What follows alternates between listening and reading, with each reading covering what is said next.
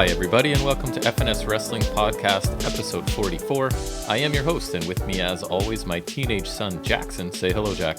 And I will henceforth be known as Thunderskunk. Thunderskunk, yes. We're back in the studio for the second day in a row. If you didn't notice, yesterday we did a WWE WrestleMania Backlash. Yeah, WrestleMania Backlash. As well as Impact Wrestling Under Siege review. Mostly, as I somehow gapped on 3 matches, I think. Right. Including the main event. So I don't know what happened. My notes, I didn't take notes and planned to go back and didn't, or my notes got deleted. I would like to blame Google, but it's probably my fault. So I apologize for that, but it's still, there's some information on there.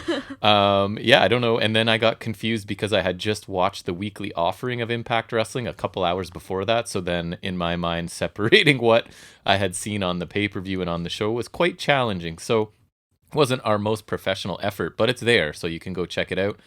We appreciate you joining us again. I did also put out an ROH episode 504 review on Monday. That seems to be a routine I've settled into. I feel like that goes without saying nowadays. It's been like 4 or 5 I think since the 500th episode, right? So that's been 4 in a row, 5 in a row. So anyways, it's usually up there on Monday. So check it out if you'd like. If you'd like to contact us at all, it is fnswrestling@gmail.com.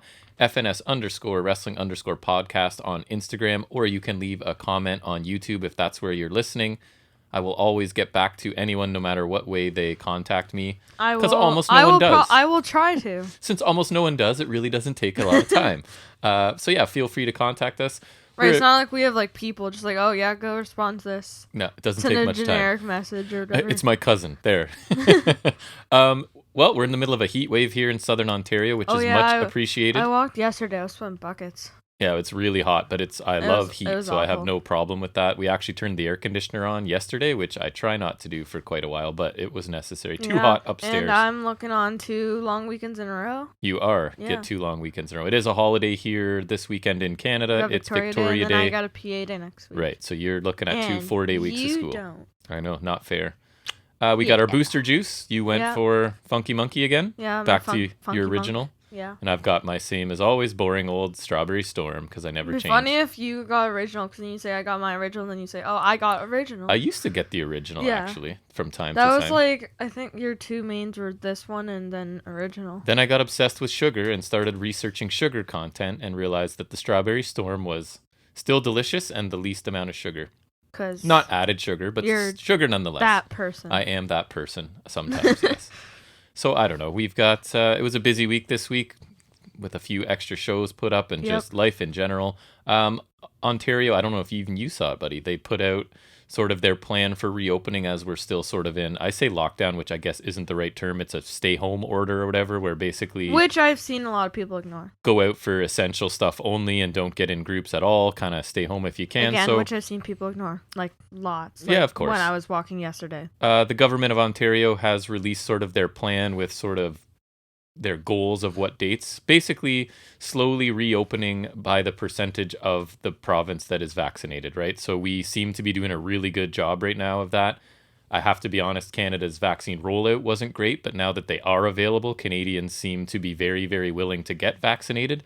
They just didn't have access to them for a little while. So our numbers of vaccinations are going up rapidly, it seems. So that's great. We're on our way to maybe getting back to something close to normal, but being in the stay-home order does free up lots of time for us to sit down here and talk about wrestling.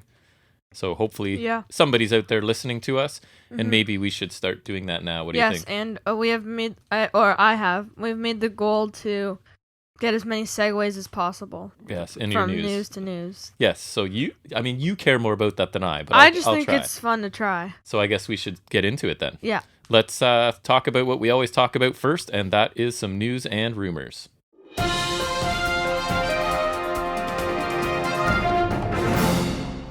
Always start out with the ratings. So this week's Wednesday live edition of AEW Dynamite drew 821,000 viewers on TNT. That's actually down 12.3% from last week. Earned a .28 rating in the 18 to 49 demographic, the most important one they'll tell you, which is also down 9.7%. And this was actually AEW's lowest ratings since having Wednesday night all to themselves. Not great numbers because they've had like upwards of 1 million a couple times, right? So I would say solid numbers, but definitely not where they would like it, I don't think. I think if they can hover around 1 million, that's pretty good. So this one was a bit low this week. I don't know if they were up against something major, if it was basketball playoffs or if there was some political thing going on, but sometimes that is the case. Anyways, Tuesday, live edition of NXT drew an exact, when is it ever a round number like this? 700,000 bang on viewers. Nice. On the USA Network. So they were up 0.43%, so less than 1%, basically the same as last week. They earned a 0.16, which I was telling you was super hard for some reason to find their rating in the demographic. Normally it's in the first place I go, same place every week, which is, I think, Wrestling Inc. Thank you guys. But this one I had to go 3 or 4 different sites to find it. So it was a 0.16, which is barely down. It was 0.17 last week. So pretty much the same numbers from week to week there for NXT. And I don't know how we felt about the shows. We thought they were both solid shows. So anyways, what do you have for us? So segueing into another AEW thing, pretty big one actually. Yeah. In 2022 they will be moving to TBS from TNT. Right. I think you said that you think they might be owned by the same company, I think it's been a lot of like, that might be wrong. I don't know, actually. but basketball and whatnot have like, yes. Dynamite's been moved a bunch, so I think that might be part of why they're moving, and they're receiving an 8-figure payday for that from Warner Media. Yes. So I think maybe it if it's the same company running the networks, it's Warner Media. And they'll also have a new 1-hour weekly show, Rampage, which will premiere on Friday, August 13th at 10 p.m. Eastern time on TNT, and then they'll both be moving to TBS in 2022. So that's the hour that Tony Khan's been promising us, right, of programming that's coming. And also next year we'll see 4 TNT AEW Supercard specials. So nice. Kind of like a Clash of the Champions-esque. Yeah. Like WCW. So good news for us, more wrestling to watch that we like. I don't know if we'll find time to talk about it or not, but you never know. I'll probably at least mention it, even if I, just have to mention it. And sure, wrestling takes a lot of heat, and we get made fun of a lot for being wrestling fans, I'm sure, but the fact of the matter is, it does really good ratings on TV. Pretty much all of the wrestling right now is doing really well, so you can say what you want about wrestling and wrestling fans, but TV networks are sort of lining up to sign them, it seems. Yeah. Speaking of paydays, how was that? Nice. Right? WWE reportedly received a 7-figure payday for the Army of the Dead sponsorship from Backlash. AKA the most horrendous thing. The zombie stuff this past Sunday. The world's worst lumberjack match. We talked about that last night in the review. We weren't fans of the zombie thing going on. So it was confirmed by WWE President and Chief Revenue Officer Nick Khan that he brokered the deal for more than $1 million. No word on exactly how much, but at least $1 million for that nonsense. So good for them, I guess. Mm-hmm. And speaking of WrestleMania Backlash and that horrendous match, Miz tore his ACL in that match. So yeah, I did see that he got injured there. I just saw that this morning. And another thing regarding WWE is Velveteen Dream has been released. He has. So yeah. And related to that, Brian Alvarez reported on Wrestling Observer Live that Velveteen Dream apparently had friends in WWE who were very, very high up in the company, which he's reporting led to people who had problems with Velveteen Dream. I guess he has some behavioral issues, is what they're saying. That people weren't comfortable going to management to talk about his behavior because he was close with them, right? So it created this issue where nobody really wanted to go say anything about Velveteen Dream. It was indicated that his release was not due to the previous allegations, to which I say sure. But more they can always just say that. More because of his behavioral issues since then, I guess. I have really no segue, so... Oh, we blew it. Well, I guess it's still WWE, so... Yeah. There's that. Okay. So Hell in a Cell and Money in the Bank, their calendar positions have changed, like, quite a bit, actually. Yeah. So Hell in a Cell is next up, or it could be WrestleMania Hell in a Cell, I'm just saying. Could be. It's next up in the pay-per-view lineup. As this year it's in the June slot rather than its usual like October, and I think in 2018 it was like late September slot. Which I think it's kind of odd, 'cause usually I think it's usually thought of as like one of the fall pay-per-view, you know. Right. So I find this kind of odd. I don't really care too much, but I do find it kind of odd. And Money in the Bank is reportedly going to be this year's July pay-per-view rather than usual May, June. So that's not too much of a change. Yeah. While the change is kind of odd, it's close to my birthday, so I knew that would come up. And I like Money in the Bank. I knew that would come up. That is one of my favorite pay-per-views too. Yeah. Anything else for you? Yes. According to Dave Meltzer, it's kind of two stories in one here. Meltzer reported that Moose has signed a new deal with Impact Wrestling, but according to Moose, it's not true. He literally tweeted a response to the story. So he posted the story, and his simple response was not true. And I feel like if he was thinking of resigning, he might not have said that. Then maybe this is a sign he's leaving. Then I don't know. He then asked fans to get their news from him and only him. I mean, it seems that Moose would be the one to believe here, but there's also times in wrestling where they have reasons for not wanting this to be public. Like maybe there's a storyline coming up where it's like, will he or won't he sign with us? And they don't want to blow that up. There could be reasons that Meltzer's right and Moose is denying it. He could be heading to NXT, which would be cool. Yeah, I kind of don't want him to leave Impact just because I watch it and I'm actually enjoying it lately. And like, I don't want their cupboard to be bare. Like if everybody just starts leaving and going elsewhere. So I think he's an awesome signing for Impact if they actually did sign him. And again, you would think that Moose is telling the truth, but this is professional wrestling, right? So we have no idea.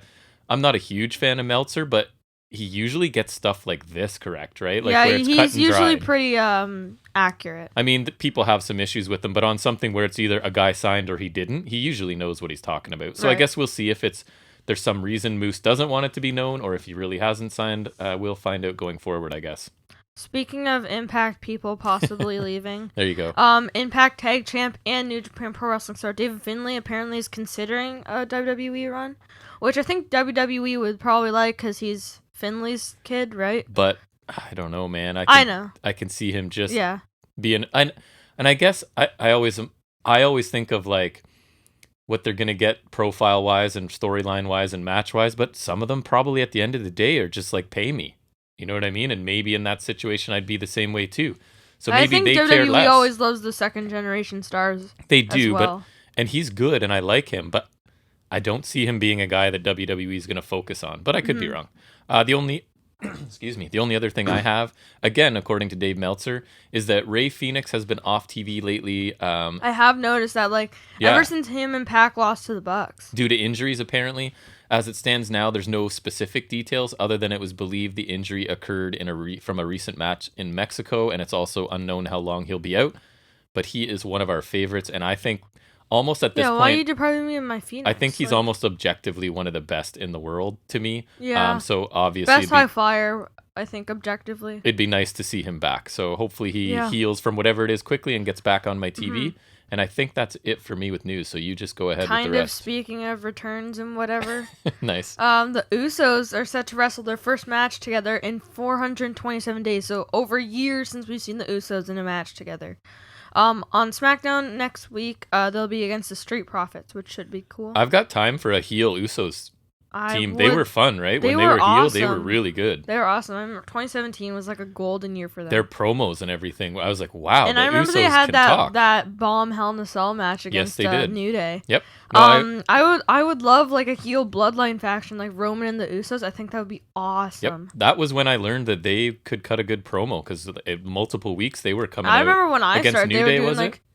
Were they against New Day at that point? Yeah, that was they had good like the stuff. rap battle. Yeah, I remember because they're doing like they had the face paint. I remember on the back of the shirt it would say "Play hard in the paint" or whatever. Yeah, they were really cool as a heel tag team. I'm thinking like maybe I've seen a thing like Roman tells Jay and like he ends up turning on Jimmy, which I don't know. I want Jimmy to turn heel. I want the Bloodline faction. Yeah, I would like that for a while. I think that'd be really cool. Yeah, like just them running. You can SmackDown. tease that one of them is like wanting to be a baby face, and then it can be surprise he's been with us the whole time, right? That would be kind of cool, I think. Mm-hmm. Yep. So I got a thing on why WWE gave Tamina like her first title run because she's amazing.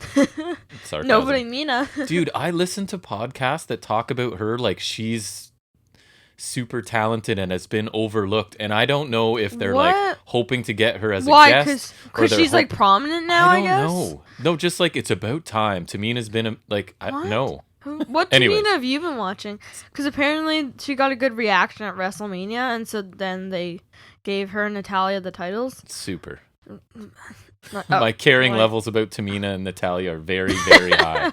Very high. I don't remember, but I find it very hard to believe that Tamina got such a good reaction that like she gets a title shot, or like she gets the title. I can't believe her knees haven't exploded from giving the worst top rope splash ever repeatedly, because she lands on her own knees first basically every time. Yeah, and I don't know, maybe because Shayna Baszler, and everyone hates Nia Jax, and maybe they cheered the other team because it's Nia Jax and Shayna Baszler. It's one of those career achievement pushes. You've been around for a million years and you're a good company person. Right, Have a belt like that we don't care about. It's the same for Natalia. Like, have our least prestigious belt for a little bit. Go.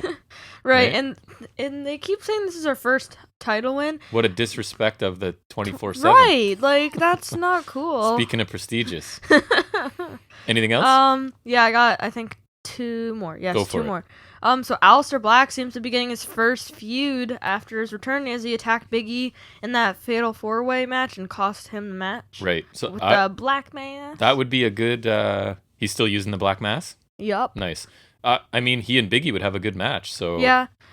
Except WWE's stupid, and I don't trust them with anything. The man deserves some attention and focus, so let's hope he gets it. Yeah. He seems to be getting it, but... Is it coincidental that he's starting to get back when it's rumored that his wife is kind of coming back to WWE and suddenly he's getting on TV again?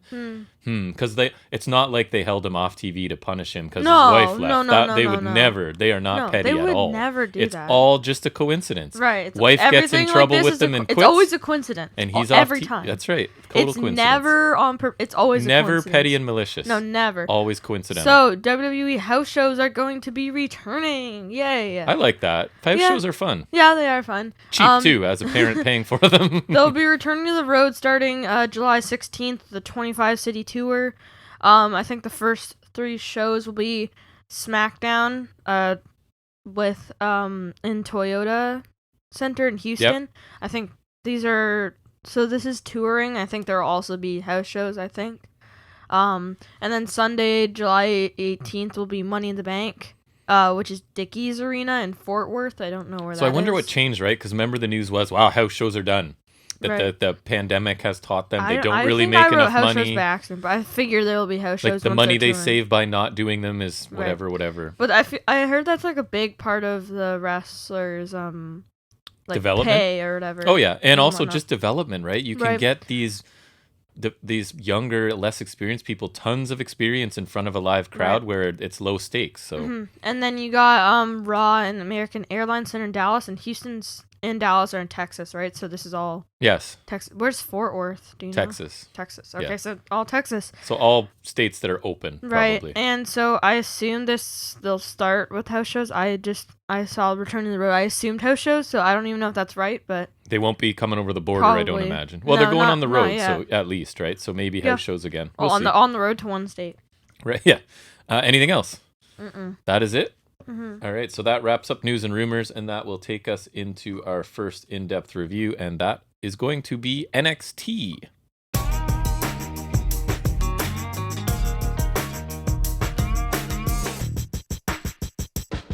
So this week, the show starts with a recap of the Storm Stark situation leading up to this, as well as the Johnny Gargano Bronson Reed sort of background before the steel cage match tonight for the North American Championship in the main event.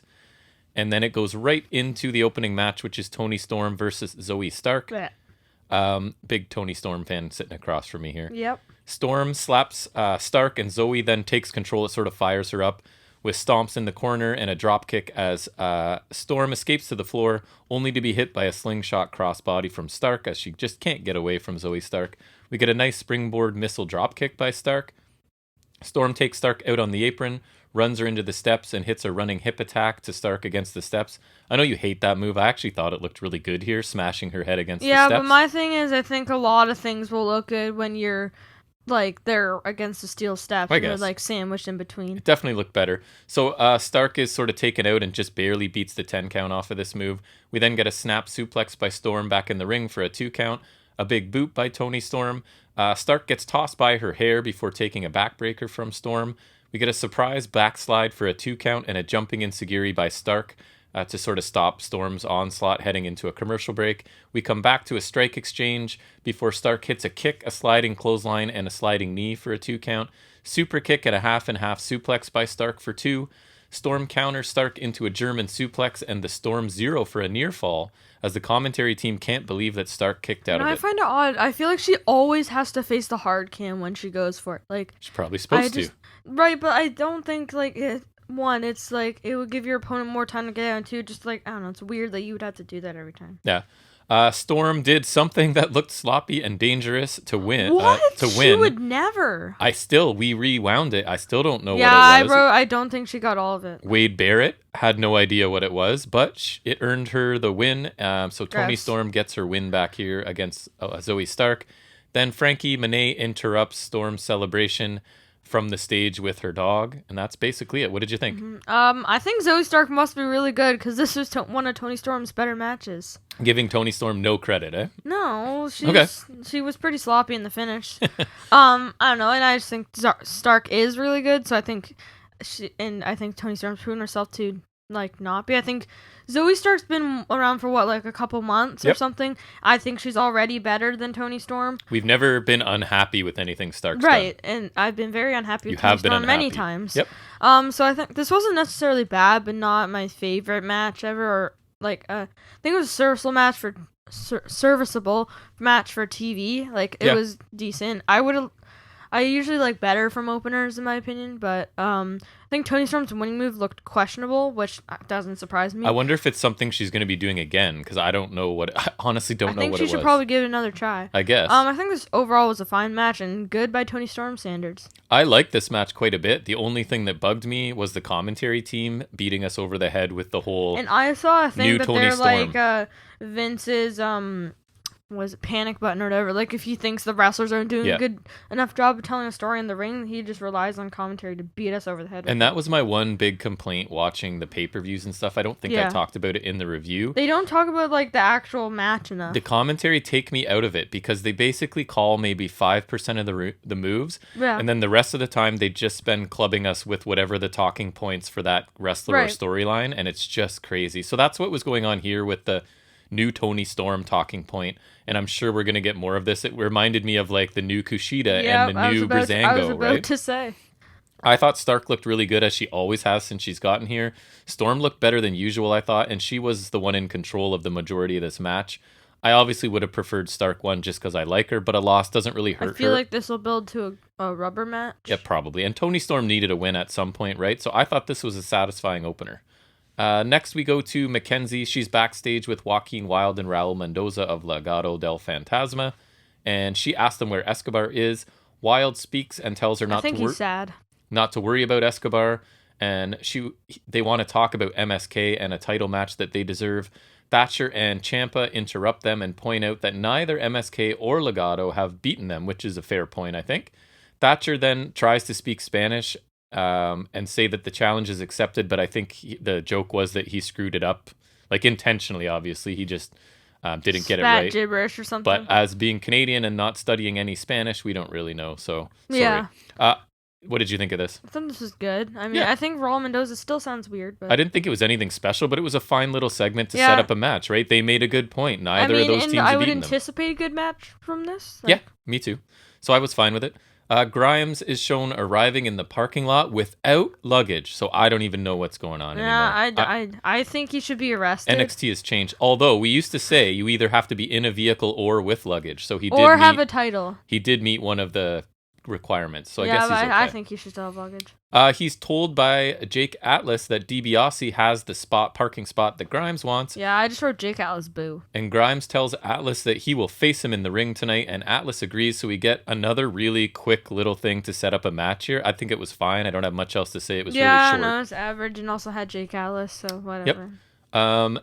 So then Balor and Cross Prime Target is promoted for after the commercial. But instead, since WWE has no concept of the word next, I challenge all of you. Anytime WWE says next, they mean next. There's always one more, and not two more or three more. There's always just one more thing ahead of it. I would love to see like any time where they've actually honored this. It's so just play that game for me. Anyone where they say next and it's actually next, let me know, because it doesn't happen. So we get a Candice and Indy segment, and they are in a spa getting a facial. They say that they deserve this sort of spa treatment after their win, and they talk about Johnny saying that he will be successful defending his title tonight against Bronson Reed. Indy is sort of going on saying that Candice was so right about that, just like she was right about Dexter Lumis. Basically, her agreeing with everything Candice says. Right, because Lumis is standing there, but LeRae and Hartwell have the cucumber slices on their eyes, so they don't see him there. Indy starts talking about Lumis, calling him a loser, and thanking Candice for helping her realize that he was in fact a loser. Candice says that what's even better is that they did it their way, and they did that sort of lingering high five thing as they're lying on their massage tables together, and Lumis leaves. Mm-hmm. Thoughts, my son? I thought this was okay. It was basically just the roast of Dexter Lumis. Yeah, with him standing there. It was basically Indy saying Candice was right about Lumis, and Candice agreeing with that, and Candice saying things, and Indy agreeing with Candice. It's like, you were right, Mom. You so wise. That's basically what this is. Yeah, it was just so standard, especially if you're just looking at the dialogue in this. I don't know. It was okay. Just, I don't know. Didn't really care for it. I was hoping the way would move on from Lumis. I guess they're not, obviously.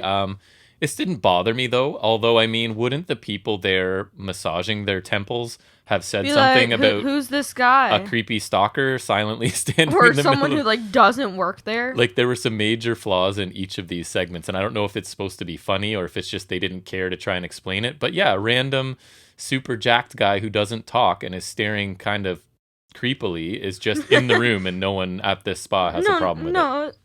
It's okay. It's okay. I do kind of like the idea that Candice's lies and deception have landed them the championships. And now that they're champions, it seems like Indy's going to learn the truth, right? Which might be kind of an interesting situation. Yeah.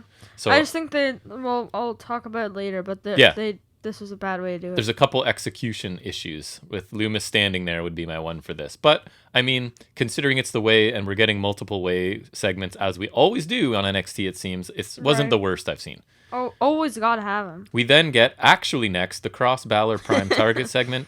And basically, they start out breaking down their previous match. Cross says he was feeling the injuries from that match, and I think specifically the coup de grace he was saying for weeks, and he can't believe Balor survived as long as he did. In the end, though, Cross says he left with the title. Balor then says he felt the force, power, and speed of Karrion's conviction. Cross then says that empathy goes out the window because it's kill or be killed, and it's just a matter of time.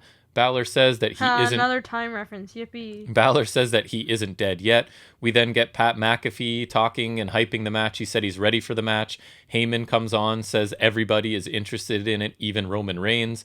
And as for a spoiler, it's too close to call, because if you know Paul Heyman, he's famous for saying that it's a spoiler, and he's always right, to be honest. Pretty much anytime he says a spoiler, that's what happens. Well, that was when he was managing Brock Lesnar. So he says next week it's round 2. What did you think of this Prime Target? So I thought this was good. Like, they did a good job, I think, making this as big of a deal as they could. I think the Cole O'Reilly one was way better, because I think they have less to work with here. That one I loved. I was like, oh my god, but do this for every match. I think this one they had less to work with, right? So I can't necessarily blame them. Right. Overall, this is pretty good. I think these Prime Target segments usually are good. Yeah. So, and they help build big matches, some more than less, some more than others. Sorry. I thought this was pretty cool, and it's going to sound critical, my least favorite of the Prime Targets, but they're all awesome. So this one I still thought was good. It was well produced and looked cool. It just didn't give me that big fight feel that the other ones have. I think if they had more history or just like maybe more personal issue, yes. I think there could have been. And I mean, we just have issues with Cross, so we're going to be slightly biased. Like, we just don't find I am with Tony Storm or Shotzi. Super interesting. It felt shorter than some of the previous ones, I thought. Still a good segment overall. I thought, honestly, Pat McAfee did an awesome job of hyping it up in his little segment there. So, a good Prime Target, but I mean, compared to the rest that are awesome, Not up to that standard, but a good segment nonetheless. Good, but less good by comparison. Right.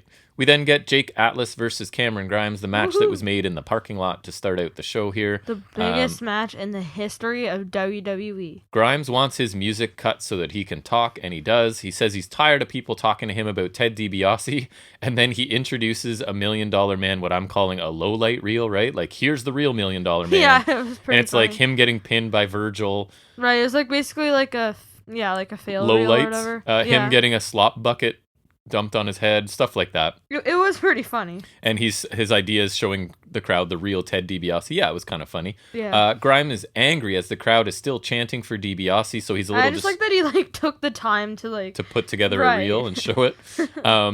So he's a little distracted by the chants from the crowd, and Atlas takes the opportunity to hit a one-legged drop kick. And then Grimes gets in control after we get a commercial break. Atlas gets his boot up, though, hits a flurry of his own, ending with a missile dropkick.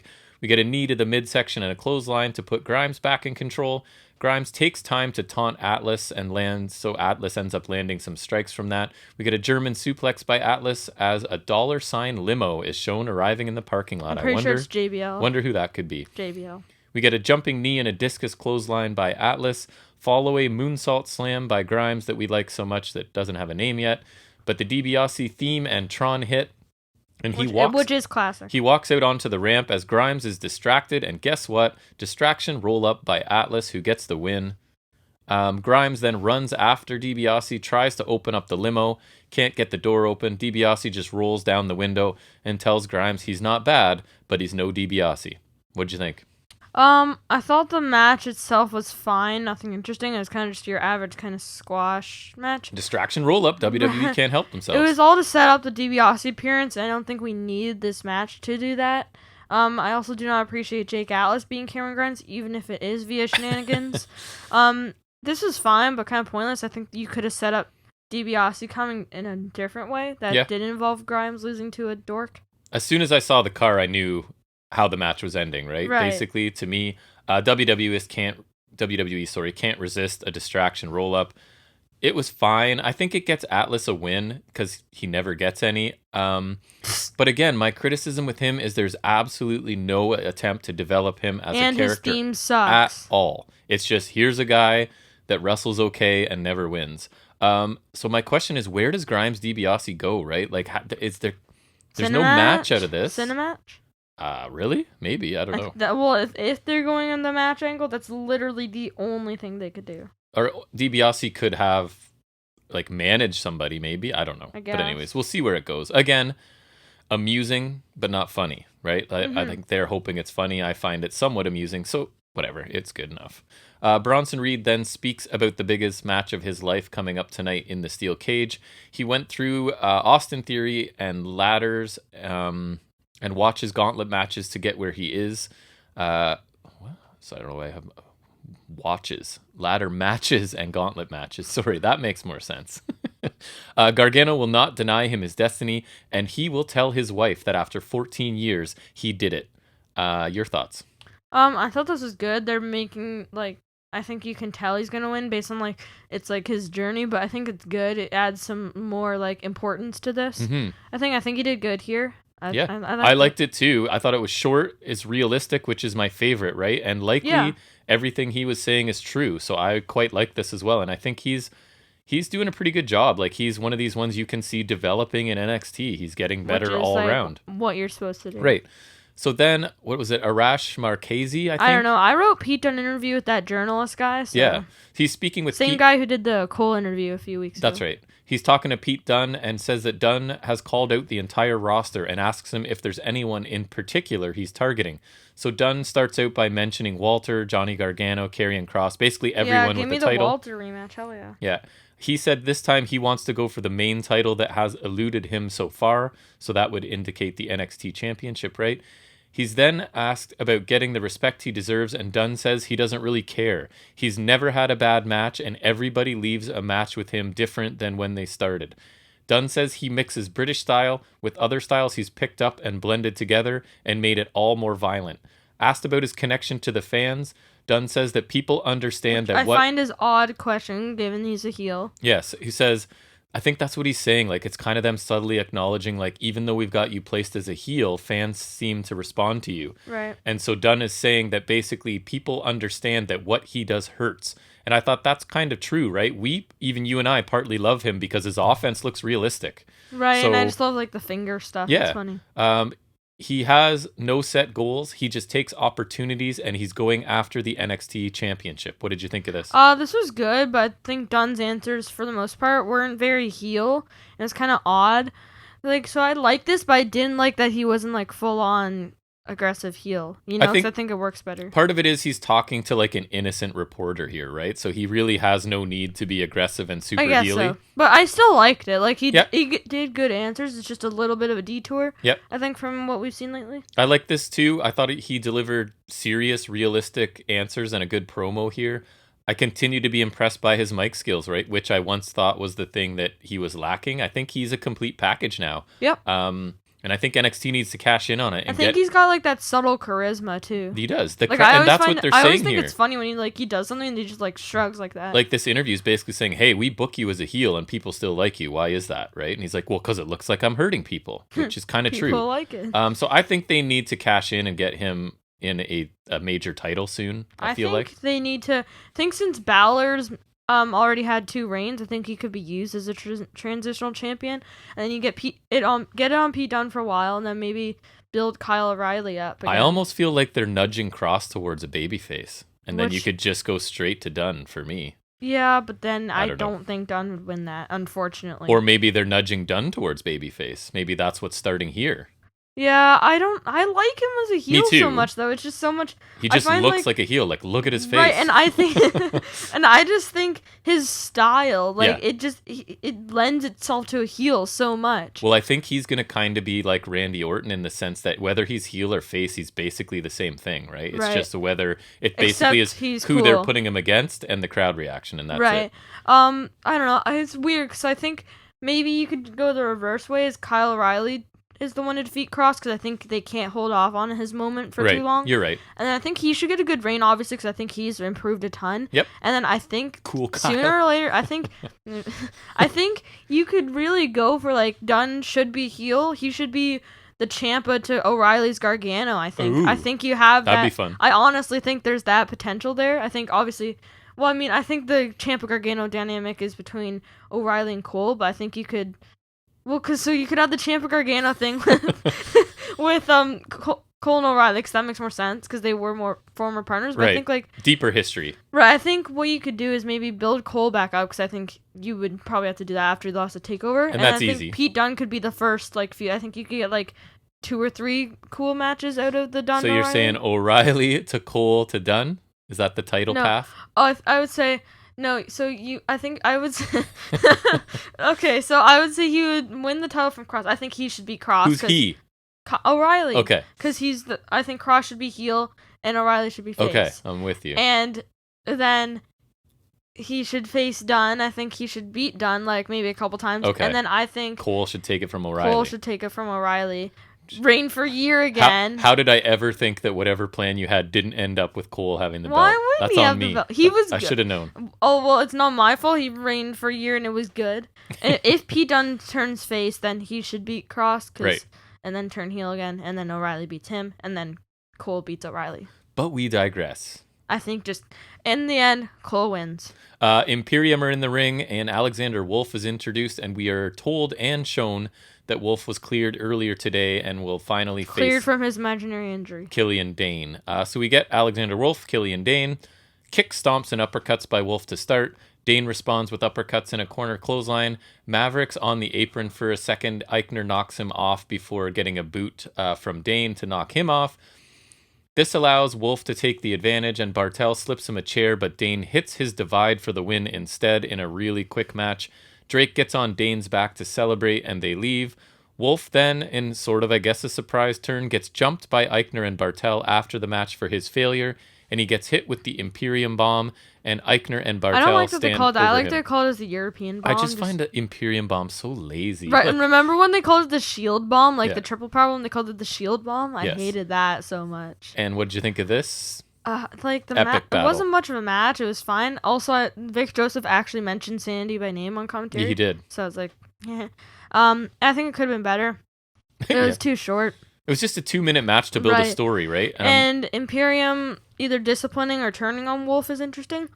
But maybe a replacement will be needed, but nope, he got released. Yeah, so that was my notes were sort of like, I'm not sure I understand or care about this. They're sort of telling a story I'm not sure I care. Wolf has been screwing up lately or something. Like, why are they suddenly just turning on him? And then it makes sense now because it wasn't in our news, but Alexander Wolf has been released. Along with Drake Wirtz, another ref. Somebody else. That's a shame. So this, was, I guess, them writing Wolf off the show. And I think I'm surprised because I didn't know they cared about Wolf enough. Like I was telling you, like they just... I don't even know why they released him. I think he's good in Imperium. I guess they have plans for Imperium, so then they had to explain why one member's gone. But normally someone of Wolf's status, they're just like, he's gone. But I don't even understand why Wolf's gone. No, I don't either. Like, I don't know. It's just kind of odd. Yeah, we'll see if he ends up anywhere else.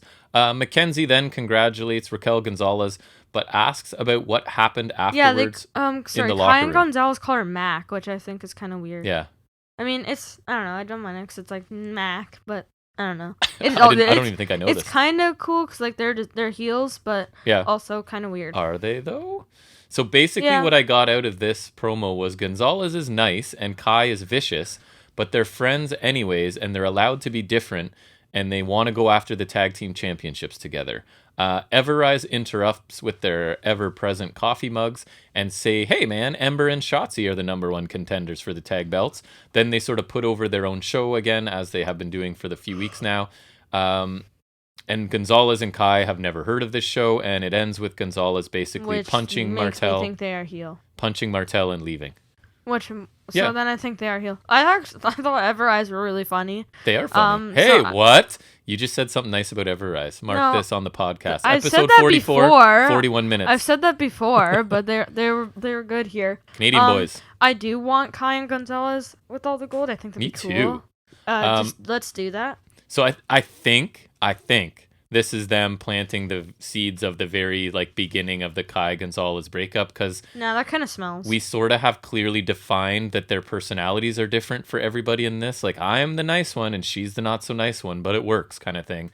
I'd rather they stay together, but Kai turning and being a mega heel again is appealing because she's fantastic. Mm-hmm. I think I saw that even Shawn Michaels was like, Dakota Kai amazes him. Like, I feel like we were early to the party for Dakota Kai, especially me. Like, she's fantastic. Yeah. I think she sucked as a face, but I think she's doing really good now. And I hope these Everrise cameos lead to something. These guys are really entertaining. If they can write something or give them some input in what they're doing, I think you'll end up liking them. Even if they don't win a lot, right? Like, that's not the point. They can kind of be mid-card entertaining guys. Mm-hmm. We then get the tag match that was sort of developed earlier in the show with Ciampa and Thatcher facing Legado del Fantasma, which is Joaquin Wilde and Raul Mendoza. So Wilde... I remember when he first came in, I thought it was Joaquin. Joaquin? Yeah. That's how it's spelled, I'd never heard that name before, right? So I would have never known. There's a famous actor, Joaquin Phoenix. That's the only one I know. Wasn't he Joker? He was, I believe. Was it Suicide Squad Joker? Or I don't know. I don't watch movies much anymore. I don't do DC, so... So Wilde makes Ciampa chase him around to start. Ciampa throws him into the barricade once he finally catches him. We get a shoulder tackle by Ciampa and a chin lock. Thatcher's in now with the cravat before Mendoza tags in. Thatcher attacks his arm until a rope break is earned. Ciampa's back in. He controls Mendoza until Mendoza catches him with a boot. Thatcher back in, goes for Mendoza's arm again. We get a drop kick to the knee and yes kicks by Mendoza. Tandem ankle locks by Thatcher and Ciampa at one point. All four men then battle and end up sort of down on the mat heading into a commercial. We come back from the commercial in the middle of the infinite clotheslines from Ciampa. I was like, yay, good for you. I guess we missed a couple of them, which is at least the benefit of the commercial. Sorry, Ciampa, love you, but I don't know. I don't get it. Yeah. Willow's Bell escaped with help from Joaquin Wilde. Legado then double-team Ciampa and isolate him in their corner. We get a corner spear by Mendoza, but he misses the second one and Ciampa goes to tag out. Belly to both heels by Thatcher before some uppercuts and a suplex to Mendoza. Mendoza is then isolated and beaten on in the babyface corner. We get stereo slaps before a running knee by Ciampa for 2. Stiff exchange between Ciampa and Mendoza here before Wilde tags in and hits a suplex. Double team move ending with the Mendoza moonsault, and Thatcher breaks up the pinfall. Thatcher drags Mendoza outside. Ciampa hits a Willow's Bell to Wild for a 2 count, which is a bit of a surprise because that's finished people lately, right? Right. Which I don't necessarily agree with. Right. The ref is distracted. Grizzled Young Veterans show up in suits and drop Ciampa face first on the apron before rolling him back into the ring. This, of course, allows Legado to hit their sort of enziguri leg sweep finisher for the win. And I guess they hold on to their number one contendership or whatever that, I think that's the case here. Their so-called number one contendership? Yeah. What did you think of this match? I thought this was actually really good. I think it was action-packed, didn't slow down too much. I feel like both teams worked together really well, so I felt like it really felt like a tag match, if you know what I mean. Like, it did. These are 2 legit tag teams, yeah. Right, and a lot of double teams and whatnot. I'm okay with the screwy finish because Grizzled Young Veterans and Ciampa and Thatcher is good, and I would like that match again. Overall, I thought this was really good. Good TV match for sure. That's funny. My first thing, a good TV tag match. I didn't even mind the distraction finish because I will complain about it because I feel like WWE uses it as a crutch, right? Whenever they want to keep somebody strong or not have a whatever. But this made sense to me because it sets up a feud between Grizzled Young Veterans and Thatcher and Ciampa that should be good, as you said. It also keeps Legado winning, right? Which we said they need to start winning. Which I think is important, yes. Yeah. And they stay in contention for the tag titles, which I think they need to as well, because I think MSK and Legado, given a bunch of time on a pay-per-view, could be a pretty awesome match. So I thought this was good booking here and a good match, a good tag match. I enjoyed it. Mackenzie then speaks to Bobby Fish, asks about Kyle O'Reilly. Fish says last week had little to do with O'Reilly and everything to do with Lorcan and Pete Dunne. He wants to start with Dunne, and it's the only matchup he's interested in. They have unfinished business, and Dunne better show up next week. I just wrote Pete Dunne versus Bobby Fish. Yes, please. I think this would be good. I mean, obviously, Bobby Fish is going to die. Yeah, of course. But I think he's. I mean, I honestly haven't seen much of him other than tag matches. Right. But from what I've seen, he's good, and I know he's like TV champion in Ring of Honor, so he obviously can't be bad. No, he's not bad. And I think him versus Dunne, I think would be really cool. I'm excited for that. Yeah, this was another serious, sort of realistic promo, which is my favorite style. It was quick. I want to see what his theme is. It was quick and to the point, so I didn't have any issues with it. It sets up another win for Dunne. I mean, we're sort of just counting a win for Dunne here, but I think that's... no offense to Bobby Fish. Because I think he needs to keep his momentum going, right? And I don't see much for Fish as a singles wrestler. I know this. I think they could build him up maybe, but... I think he's going to be like borderline enhancement gatekeeper sort of deal. I don't know, because maybe. He's really good in ring. He's not super interesting any other way, and he's on his own now. I feel like if he was a heel, I think maybe. I think he was in ROH. I honestly don't know. You have more hope for him than I do. I don't know. I think there's potential. Yeah, we'll see. I mean, he's an older guy who's never really done the singles thing for them. Isn't he so the same age as O'Reilly? We'll see. Yeah, but O'Reilly's now an established single star, and this guy's just I know, but I'm started. saying he's the same. Probably. Actually, they're probably around the same age. I feel like O'Reilly I remember he had kind of like a gray beard-ish, but like I'm pretty sure he's the same age-ish. Well, back to the spa we go with Candice and Indy of the way. Yeah, I didn't even expect a part 2, and I was sad. They are relaxed, but Candice's credit card is declined due to an unpaid expense, which they gladly share with us. They assume that Austin Theory had bought pizza, kind of like, because that's what a kid would do, right? Buy pizza on mom's credit card. But it's a charge from 3 weeks ago for flowers because, yes, that's super specific details given by the credit card company. Right, to those people. And to a third party who have nothing to do with it. Right, anyways. And then those third parties, I feel like what if there's other people there and they're just hearing these people. Well, I'm pretty sure there's privacy issues that they can't tell a third party what I've spent my credit card on, right? Or sorry, my money on. Anyways. But you gotta get to the reveal. Yeah. So I felt like some of this was like they had an idea of where they wanted to go, and then they were just like, this part's not super... Let's get to it. Not super realistic, but just keep going. Get to it right now. So Indy is suspicious, asks about the flowers for Shotzi and Ember, and this means that Luma still loves her, and she runs out screaming about it as Candice is confused. What did you think? No, I didn't like this. I think this is a dumb way to get this reveal, and like it just has so many flaws like we just were talking about. Yeah, like we said, right? It's silly that the credit company would give this specific information about a customer's account to a third party. I get that they needed to move the story in this direction, but I don't think this was the smartest way to do it. It gets you where you're going, I guess, and I eventually will forget this little detail, I'm sure. I'm somewhat interested, though, like I said, in a team that was cohesive when they won the titles, but now have major issues once they have the titles. So yeah, I feel like that is kind of an interesting dynamic. it's kind of like it's a fresh take on the reluctant tag team partners that have been overdone by every wrestling company lately. Yeah. So this is like they're basically family when they won it, and now they have a problem. So yeah, I'm think interested that is kind in of that. interesting. Yeah.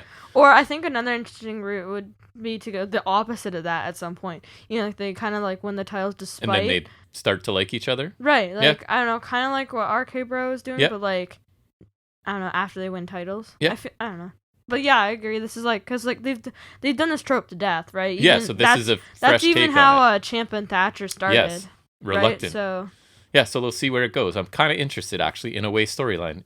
Mm-hmm. That hasn't happened in a while. That's rare. We then get another barn burner of a match with Aaliyah with the Robert Stone brand, which I think the whole brand is himself and Jesse Kamea, right? That's the brand? Yeah. Versus Saray. What a brand. Yeah, I wrote Saray versus Aaliyah battle, the one-word names. Aaliyah actually gets some offense in thanks to a brief distraction by Kamea. She hits a distraction. She gets a back elbow drop kick and takes Saray down by the hair, but eventually Saray takes control with a bunch of her nice drop kicks and a half and half suplex for the win. Basically like a less than 3-minute enhancement match. Did you have any specific thoughts on it? It was a fine squash. Saray had some good offense and Aaliyah was basic as hell. I'm waiting to see some variation in Saray's offense because so far it's been drop kick, which look cool. Kick, halves. And a half and half, which looks cool too, but I'm waiting to see. I would agree. A little more variation would be something good. More. Yeah, just an enhancement match. And I think they're wasting Robert Stone. He's just a jobber manager right now, and he's better than this, I promise. To me, in Impact, he was kind of like Grimes in the way that he wasn't always given great material to work with, but he performs the heck out of whatever you give him every time. So I'm not sure why he's got such a limited role in the show, because he's been there a while now. I think he could do more, but anyways. I think he was cool when he was managing Chelsea Green, because that felt like not this, like not jobber, and even when he was with Martinez, like I think like he doesn't even get a chance to talk or anything. He's just there, right? And he's good. He can cut a good promo, so I'm not sure what they're doing. But anyways, we then get a vignette with Shotzi and Ember, who say things aren't over with Indy and Candice. They say that Raquel and Dakota shouldn't get too hasty, and they've done some fine tuning. They're coming after the titles again. Then we get their catchphrases that we love so much. What is it?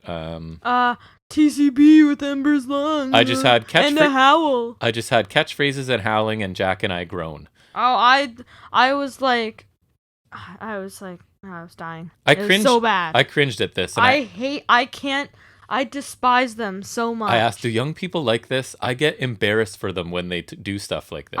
This is like... But it's probably because I'm out of touch. Every time they do this phrase, it flashes me back to that first Shotzi Blackheart vignette. Yeah.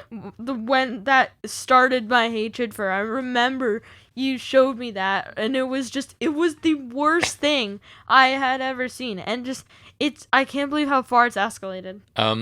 My one positive is they're an actual tag team, because what else is there in the women's division? It was kind of like they teamed at War Games, or they're like, oh, let's enter the Dusty Cup, and now they're, I guess, technically an actual team. Yep, I guess so. We get another Diamond Mine vignette, same as the rest, basically, with no real details or anything. I understand what it is. Nobody seems to, which is kind of cool. Like, I don't even see much speculation on it. Not that I look too hard, but normally things come across that... Not that I look too hard. So we then get Hit Row making their in-ring debut versus Tony Nese and Arya Daivari making an appearance from 205 Live. Right, so it's...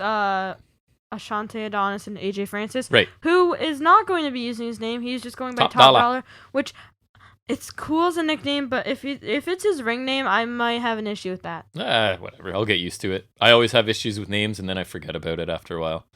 We get Except for Retribution. Flapjack to Nese. Top Dollar is in and throws Nese before hitting a super wasteland to both opponents. Right, he's kind of got like one like the WS.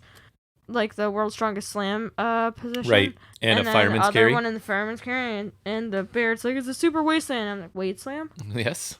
Daivari unloads on Adonis, but gets hit with a nice drop kick and some stomps and punches. And they do kind of mention that Adonis is kind of familiar with these guys, because Adonis was a 205 Live regular before this. Top Dollar tries to calm down a fired up Adonis before hitting a corner clothesline and a fireman's carry. Funny. It's like when you say Fire and Flava. It's kind of odd, because like I'm not cool enough to do it. Right, it's like not Top Dollar, Top Dollar. Top Dollar, a fireman's carry into a suplex for the win. from Yeah, Top that Dollar. was cool. Actually, I really like that. It's cool in a way, but is the setup for it really adding anything? You're basically winning with a vertical suplex. I don't know. I think it looked cool too, but as a signature, I don't know if it's a finisher. Yeah, But that's just me being picky. I don't know. That's nerd levels extreme by me. It's kind of like a attitude adjustment in a way. Yeah, I guess. They cut a group promo ending with letting us know that Swerve will be watching the North American match. And if you didn't know, now you know. He's going to watch it very carefully. I thought these guys looked pretty good. Top Dollar is bigger than I thought he was. He was very big. And he has some cool power moves. Adonis showed nice intensity, right? It was sort of like... I feel that this was a little more showcasing Top Dollar, which makes sense. I thought so too. It is his debut match. Like, Adonis has been around a bit. And I think it was the idea that Dollar's kind of the calmer big powerhouse, and Adonis is like the super intense guy, and Top Dollar here was kind of calming him down a little bit. So I like the combination. I have really high hopes for this group. I think it was a good idea to put them in there with veterans to start, because I don't know how experienced especially Top Dollar is. I know Adonis has wrestled some. I think the sky's the limit for this group, man. Swerve is clearly moving up the card. He's looking at the North American Championship, which I think he should. And honestly, this is one of the most exciting things on this show, and maybe like WWE for me, is this faction. I think they're super interesting. What did you think? Yeah, I thought Top Dollar looked pretty good, and I feel like he was on display more than Adonis, who also looked good for what he got, though. Yep. Nice and Daivari are reliable hands, so that helps them. The post-match promo was good, too, and this faction is really cool. They are really cool. Swerve said he's keeping an eye on the main event, and so I'm perfectly okay with Bronson Reed being a transitional champion, because I would assume he was going to win. And they are needed to get titles from one top guy to another, so I think it would work here. I really, I'll probably forget about it just because it doesn't matter too much, but especially because the girl's nickname is B-Fab, yes. So I think Top Dollar, that's kind of acceptable. But, I think B-Fab as, a name, you know what I mean? I think that one's, that's, T-Bar, that's Slapjack to me. Well, maybe. At least it means something. Like, she's fabulous is what she's saying, right, I guess. But, it's, I don't know. And, a compliment to this storyline, too, is that neither of us are, hip-hop fans, right? I like some really old 90s stuff. That's but, true. This is not our genre or area. Cool. And we just, this is undeniably cool. Right, when something's cool, it's cool. Right. So, yeah, I thought it was good. Mackenzie is then talking... Mac, you mean? Yes. Is talking to Regal about an update. He says that Legado are number one contenders and will face MSK in 2 weeks, so that should be fun. Yippee. He wants to find a contender for the women's and the cruiserweight division. Me too. And next week, Dakota Kai and Raquel Gonzalez will face Ember Moon and Shotzi Blackheart for number one contendership to the women's titles. Then we move into the main event, which is Bronson Reed versus Jonathan Gargano in a steel cage for the North American Championship. And I did make a note of they've been using, because they usually have the graphics in the bottom corner throughout the show. They use a comic style one, which was really cool. It was cool. And the way they brought down the cage, just a tiny detail that was really neat. The way they brought down the cage was smart because so obviously there's not as much space as in Re and Rage or just lower it. So it's the walls, they're kind of flat up and they kind of come down, they kind of swing down. Yep. Which is kind of cool. There's this weird triangle. Man, you notice a lot of stuff I don't. Prism-shaped scaffolding on the top. Yep. Which I feel because we thought Bronson Reed would do the Rikishi splash thing, I think it would make it more difficult for him to do that because or maybe there was no way. Maybe there was no way to do that without killing Johnny Gargano because it didn't happen, right? But right, or he could have done off the corner. I was thinking. Yeah. Anyways. So yeah, we get this main event in the cage. Gargano is trying to escape right away, but Reed grabs him. Reed runs over Gargano to establish some control early on. I think that's kind of a small thing that would make Reed look good, and Gargano look cowardly, as he's just trying to get out right away. Yes, exactly. He throws Gargano into the cage 3 times in a row, and then he smushes Gargano against the cage by pushing himself against the ropes, which I thought was a cool idea. They're back on back. He's just kind of leaning against him, which I thought was really funny. I thought it was good. Kind of a unique spot. I don't know if I've seen it before. And it made sense because he's so big and Johnny's so small. He can just stand there, basically. Johnny tries an outside-in spear, but his heel kind of gets caught up in the cage. And Reed counters it with a draping DDT, which I thought was interesting too. Johnny did a good job, I thought, of making it look like his heel was caught in the chain link. Moonsault by Johnny to take Reed down. Finally, Gargano is pulled off the cage and hit with a Death Valley driver for a 2 count. Reed climbs, and so does Theory from the outside. Johnny uses the distraction to super kick Reed's leg, heading into a commercial break. Reed is lying against the cage, and Gargano and Theory crash into him from both sides because Theory's sort of outside the ring trying to get involved as much as he can. Power slam by Reed, forearms, atomic drop, and Johnny is thrown into the cage face first. Reed climbs with Gargano in a fireman's carry and hits a Samoan drop from the second rope that looked pretty good. Yeah. Reed climbs again, and Gargano attacks his leg again. Sunset bomb off the rope by Gargano for a 2 count. Theory tries to pull Gargano out through the door, but Reed just sits on Gargano. Theory closes the door as Reed tries to escape, but Reed shoves it open again, and it sort of crushes Theory on the other side, and he falls to the floor. Johnny escapes a powerbomb, hits a Poison Rana at one point. The one final beat attempt is caught, and Reed throws Johnny into the cage. Reed gets to the door, but Theory slams the door on him. Then we get a one final beat. I don't know if it was this one specifically or a different one, but like he pushed the ref into the door. Oh yeah, I think it was that one. Yeah. So one final beat, and it's actually kicked out, just a 2 count, which was a bit surprising, right? And a pretty good near fall. I think they noted that he kind of had to like jump off the top rope or whatever, and to avoid being caught off the cage. Right. You know? Gargano climbs, Reed follows him up, leading to a power bomb from the second rope by Reed that looked good. All three climb the cage, and Reed knocks the other 2 down. Reed then hits his tsunami splash, hits a splash, closes the cage door, and then goes back and hits his tsunami splash. Right, he hit one to the back, and I think he hit another tsunami. So that he makes sure that Theory's not going to get involved, hits his finishing tsunami splash, and picks up the win here to claim the NXT North American Championship, which we thought was going to happen, right? It seems like it's time for Gargano. Like, I sometimes forget he had the belt, to be honest. He's in so many segments with the way. What did you think of this match? So I thought this was pretty good. I think Gargano and Theory did a good job of cheating as much as possible. I think that added to the big win. Yep. Made Reed look better because they had to do so much to try to stop him, right? Yep. I think Reed hit some great big moves. Like, I think his avalanche powerbomb and Samoan drop moves were pretty cool, and the double tsunami splash finish was pretty good too. Cause like he's a giant man crushing Gargano 2 times. Yes. Like, it should work. Yeah, Gargano had some cool stuff too. Like, I did not expect him to hit a moonsault. Like, I never thought he could. Yeah, you were like, he does that. Right, I was just like, whoa. So I thought overall a good main event. Reed deserves it. I kind of like their normal match better from TakeOver, but I thought this was still good. Yep. Especially for a TV main event. I feel like he might be a transitional champion though. Could be. But a good moment for him. Yeah, this is the result we predicted. I thought this was a really good match. Gargano, I don't think, needs the belt at this point. And Reed, here I'm saying it, right? Reed can hold it for a bit before Swerve gets his chance to run with it, I hope. I thought this was a really entertaining main event. A big win for Bronson Reed. A logical step for him, right? Kind of in his journey. This seems like the way they've been sort of building him. Yep. Again, my hope is that his reign is sort of brief and then losing it to Swerve. And I did like the level of cheating by Theory in this. There was no weapons passed through or thrown over or anything, and he didn't actually get into the cage because that kind of stuff. The whole point of the cage is supposed to keep people out, right? Which it did. And it did here, but he was still trying what he could to cheat, which makes sense. So I thought this was a really good match and a strong main event. What did you think of the show overall? So overall, the show was a little mixed bag, but it was still pretty good. Yep. I think the only matches that were really good, like my favorite ones, I think were the tag match between Legato and Ciampa and Thatcher, and the main event. I think Hit Row's in-ring debut was good, but not like from a... It was such a short good match, right? Because it was a debut match, so like obviously, but like it was good from a different point of view, not necessarily like as a match. It was appropriate, right? Like it's the good first step for them for sure. Storm versus Stark was fine, but Stark has done much better with much better opponents. Saray squash was fine and just standard. And both Dane versus Wolf and Grimes versus Atlas were nothing much as matches, and both furthered storylines. Well, actually, I guess now that I know, Wolf and Dane's match did not. Right. Ended a story. I wrote, but Dane versus Wolf set something interesting up where Grimes' match did not, but that is not true anymore. No. The Prime Target segment was good, but we've seen better, and Pete Dunne's interview was good, but we've seen better from him, and it was a little unusual, I think.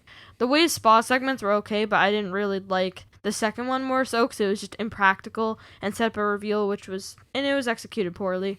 Right. The main event was pretty good. I feel like Reed has improved to the point where I can say I'm okay with this, and he deserves it. Cause like a year ago, like cause we thought you weren't a big fan, right? When we thought he was gonna win the ladder match, right? Yes. Which Damian Priest won. I But, like, I think he's gotten to the point where, like, yeah, I think he deserves it. Even if it is a transnational champion, he could get, like, a defense in. Right, and then just get a reign in, right? That's right. fine. That's overall, there were good things, there were bad things, and I would give this a B+. I think just above average. Okay. I thought this was a really enjoyable episode. I liked the opening women's match, the main event, the tag match, and the hit row match, like you're saying, was an appropriate first step for that faction. Prime Target was good. And only one of the way segments kind of annoyed me, but not as much as some have in the past. I thought the Grimes part was amusing, but again, well beneath my expectation for segments with him. But overall, I thought this was a really strong episode, and I was mostly entertained throughout.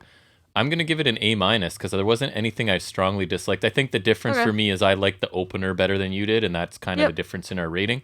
But yeah, very strong offering, I thought, by them this week. Mm-hmm. All right, so let's move into our weekly trivia segment, which is off the top of his head.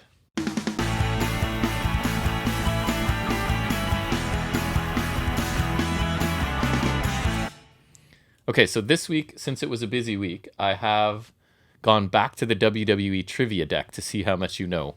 I know stuff. So again, he's never seen these questions before because I grabbed this deck from him before he had a chance to go through it. You got it as a gift for something, right? I did. And I just claimed it and said, I'm locking it up. It's good for the pod. So I, just out of fun, the 15 questions, I honestly tried to answer them myself. I got 6 out of 15. And I lived through some of this stuff, right? So it's pretty shameful and you're going to crush me. So I got 6 out of 15. Ready? What giant tag team was known as the Natural Disasters? Typhoon and Earthquake. Correct. Dodoy. AKA the Shark or Avalanche, and AKA Tugboat or the Shockmaster. That is one I got correct as well. Yeah. I did not get this one correct. Who was the final WWE superstar to hold the ECW championship? Ezekiel Jackson Doy. Wow, amazing. What a champion he was. And you're now seeing him because we're watching season 1 of Lucha Underground, Large right? Richard. Big Rick, Large Richard. He's amazing. Who won the first season of NXT in 2010? Wade Barrett. Wow, yep. What former Tough Enough contestant defeated Randy Orton for the WWE Championship in 2010 on Raw? Tough Enough contestant. This is one I got. Sheamus? No. Tough Enough contestant, man. How many are there? That's how I got Miz. it. Right. You didn't listen to the first part of the question. Well, I thought Sheamus might have been on Tough Enough. I don't remember. Which 2 superstars, if you don't get this one, you're out. You're out of the studio. Okay. Which 2 WWE superstars would often confuse opponents with twin magic?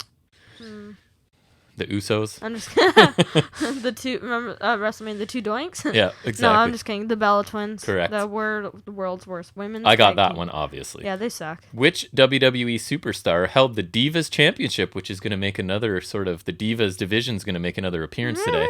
Who held the Divas Championship for a record 301 days? Is this the longest reign or just 3? AJ Lee? They said record.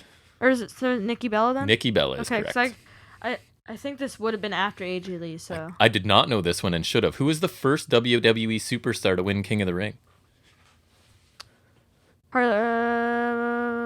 Haku? No. Macho Man? No. Harley Race? No. According to this. Don Morocco? Correct. I didn't even know he won it, let alone was the first one. Well, yeah, I think until 93, which was the first pay-per-view one, it was a house show attraction. Oh, really? Yeah. Okay. You know how Macho Man won it in Harley Race and Haku? Right. Like that would have been like in that era. I loved Haku, King Haku, just saying. I thought you were going to say you loved Macho Man. Him too. Macho but King. Everyone loved him. It's a little more rare to love Haku, I think, probably. Which WWE Hall of Famer was the first, but guess what? He was a mid-card heel, exactly what I loved. Hall of Famer was the first 2-time King of the Ring winner.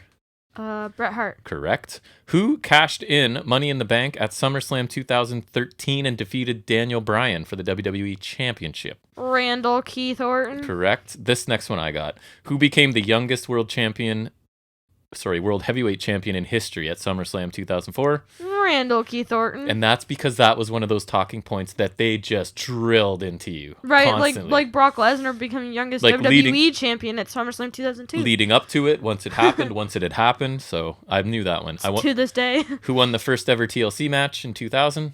Edge and Christian. I knew that one too. Whom did Rock hit with a rock bottom on Raw in 2000? Like everyone? Rikishi? No. Triple H? No. Austin. Like, what kind of question is this? Like, anybody on the roster? Daniel Bryan. Was it because Rock had been gone or something? See, 2000? Yeah. Daniel Bryan? That's what it says. In 2000? But was that one of those retro shows where he came back? Was it 2000th episode, not 2000th? I don't think so. In 2000? I don't think that they did a 1000th episode. Maybe Daniel Bryan was a jobber? We'll have to look that one up, maybe. Because I don't know. I'm just copied off the cards, man. Okay, that's so... Who won the first ever Divas Tag Team Tables match at TLC? Divas of Doom. Who are? Beth Phoenix and Natalia. Why would you know that? Why would you know who won that first ever Divas Table match from the year you were born? Well, no, not quite, but... I don't even remember, like, what year was it? 2010. Yeah, so the year your brother was born. I knew it. I don't remember where I saw that, but I don't know. One of the other ones I knew, who was crowned the corporate champion at Survivor Series in 98? Dwayne Johnson. Correct. And the final one that I didn't even know this was a thing. Who won the first ever WWE Wrestling Classic tournament? I'd never heard that term before. Roddy Piper. No, but you're in the right area. Dog. Correct. I knew one of those. That's impressive. Like, yeah. Well, you definitely, I don't know what you got. I remember catching on the network one time. I don't know what you got, but it was more than 6. That's for sure. So you destroyed me. But anyways, that's going to wrap up the trivia section, and we will transition back into an in-depth review of this week's AEW Dynamite.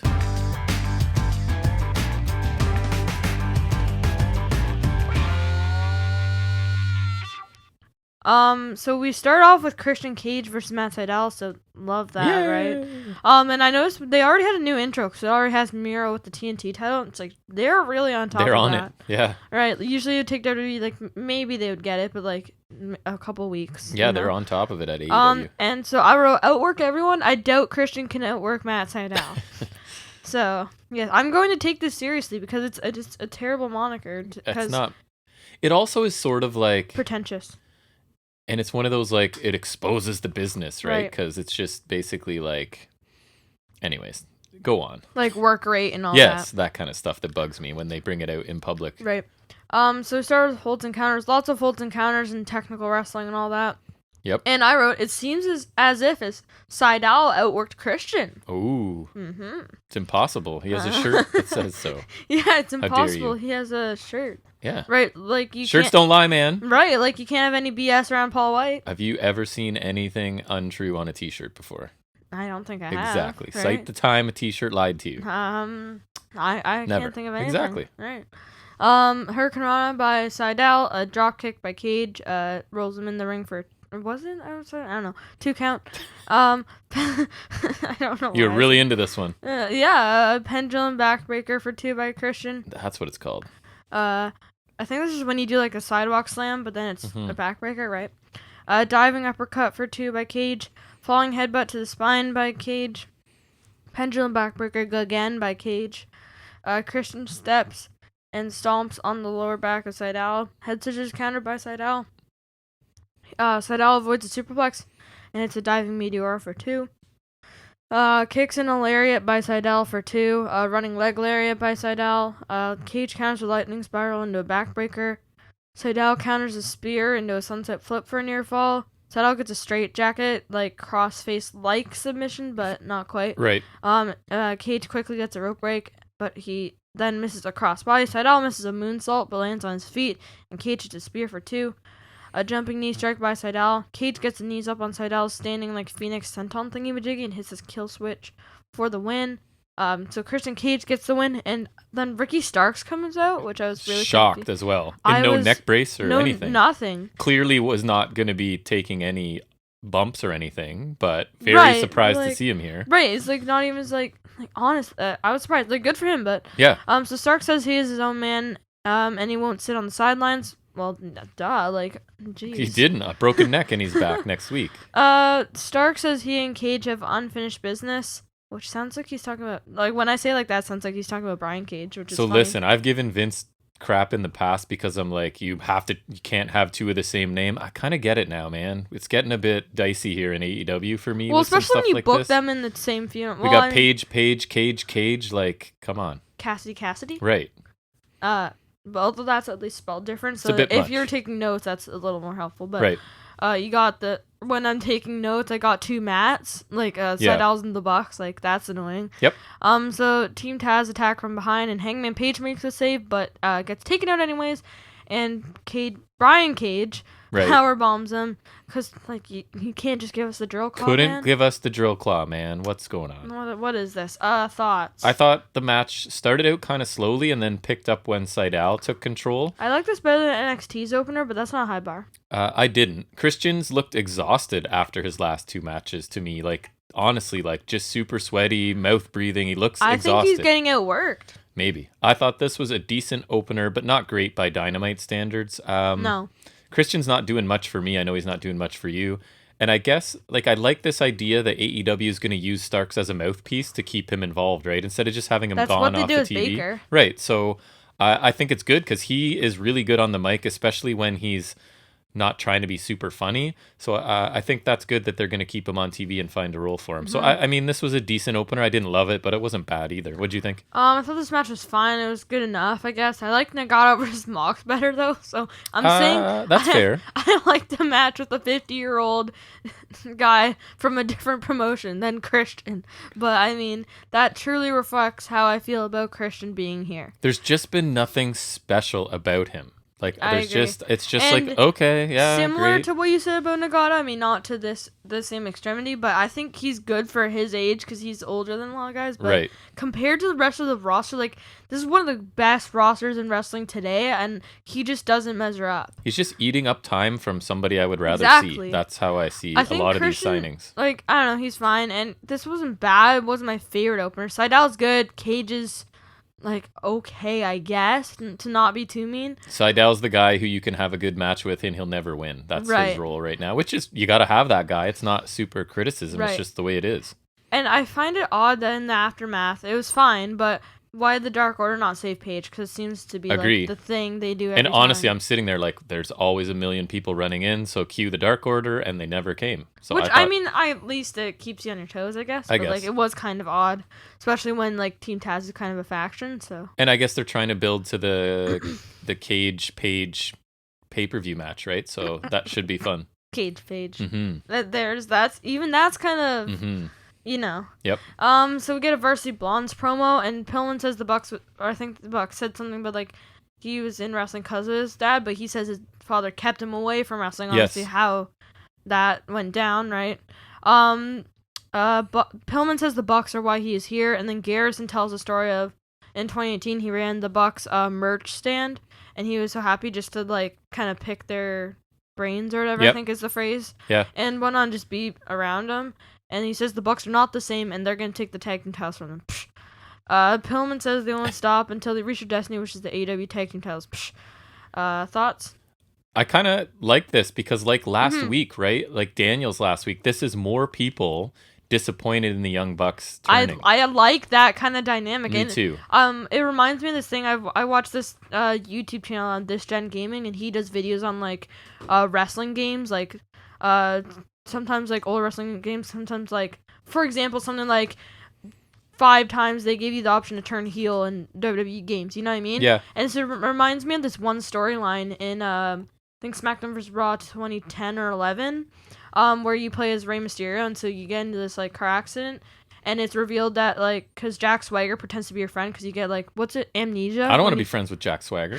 When you lose your memory, like amnesia or whatever. Yep. And so, and Evan Bourne's like kind of the good guy. So basically, Jack Swagger tricks you, and then Evan Bourne shows a video of like Swagger caused the accident. And then so if you make the choice to turn heel, basically like when you run into people, they're like, it's basically like this. They're all like disappointed, in, like Rey Mysterio and whatnot. So kind of reminded me of that. Yeah, I kind of like it. Kind of adds to the heel dynamic of the and Bucks. Like, it actually kind of mattered that they turned heel, right? All these people loved them and admired them, and now they're like, they've just betrayed them all. Right, it feels like there's a little more impact to it. Right? I thought this was the best I've seen these two, especially cutting a promo. I thought it was good, right? Because, again, another example, I'm a sucker for wrestling tapping into real life, and they did that here, right? So they felt like more than an enhancement team for the first time to me here. Like, this felt like an actual tag team cutting a serious promo. I like this quite a bit, actually. Seeing wrestling tapping into real life, but then like with the outwork everyone thing, it's like real life tapping into wrestling. Yeah, they're forcing part of it in. They're exposing like,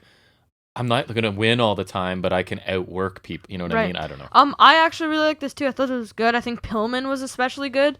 I like you think, oh yeah, because my dad was a wrestler, that brought me in, but like, because it was like that tragedy or whatever, like it kept me away from it, which I think is like, that makes sense. It's kind of like, that's how you would probably react to it, like this sport kind of.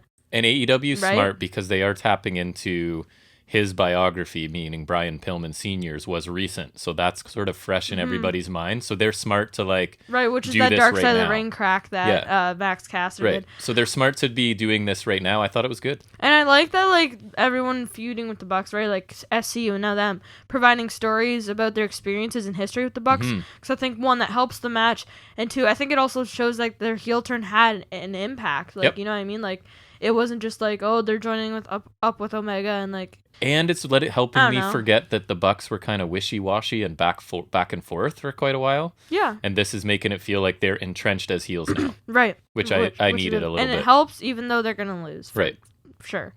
John Moxley and Eddie Kingston promo now. And Mox says they have to be making a dent in the tag division by this point.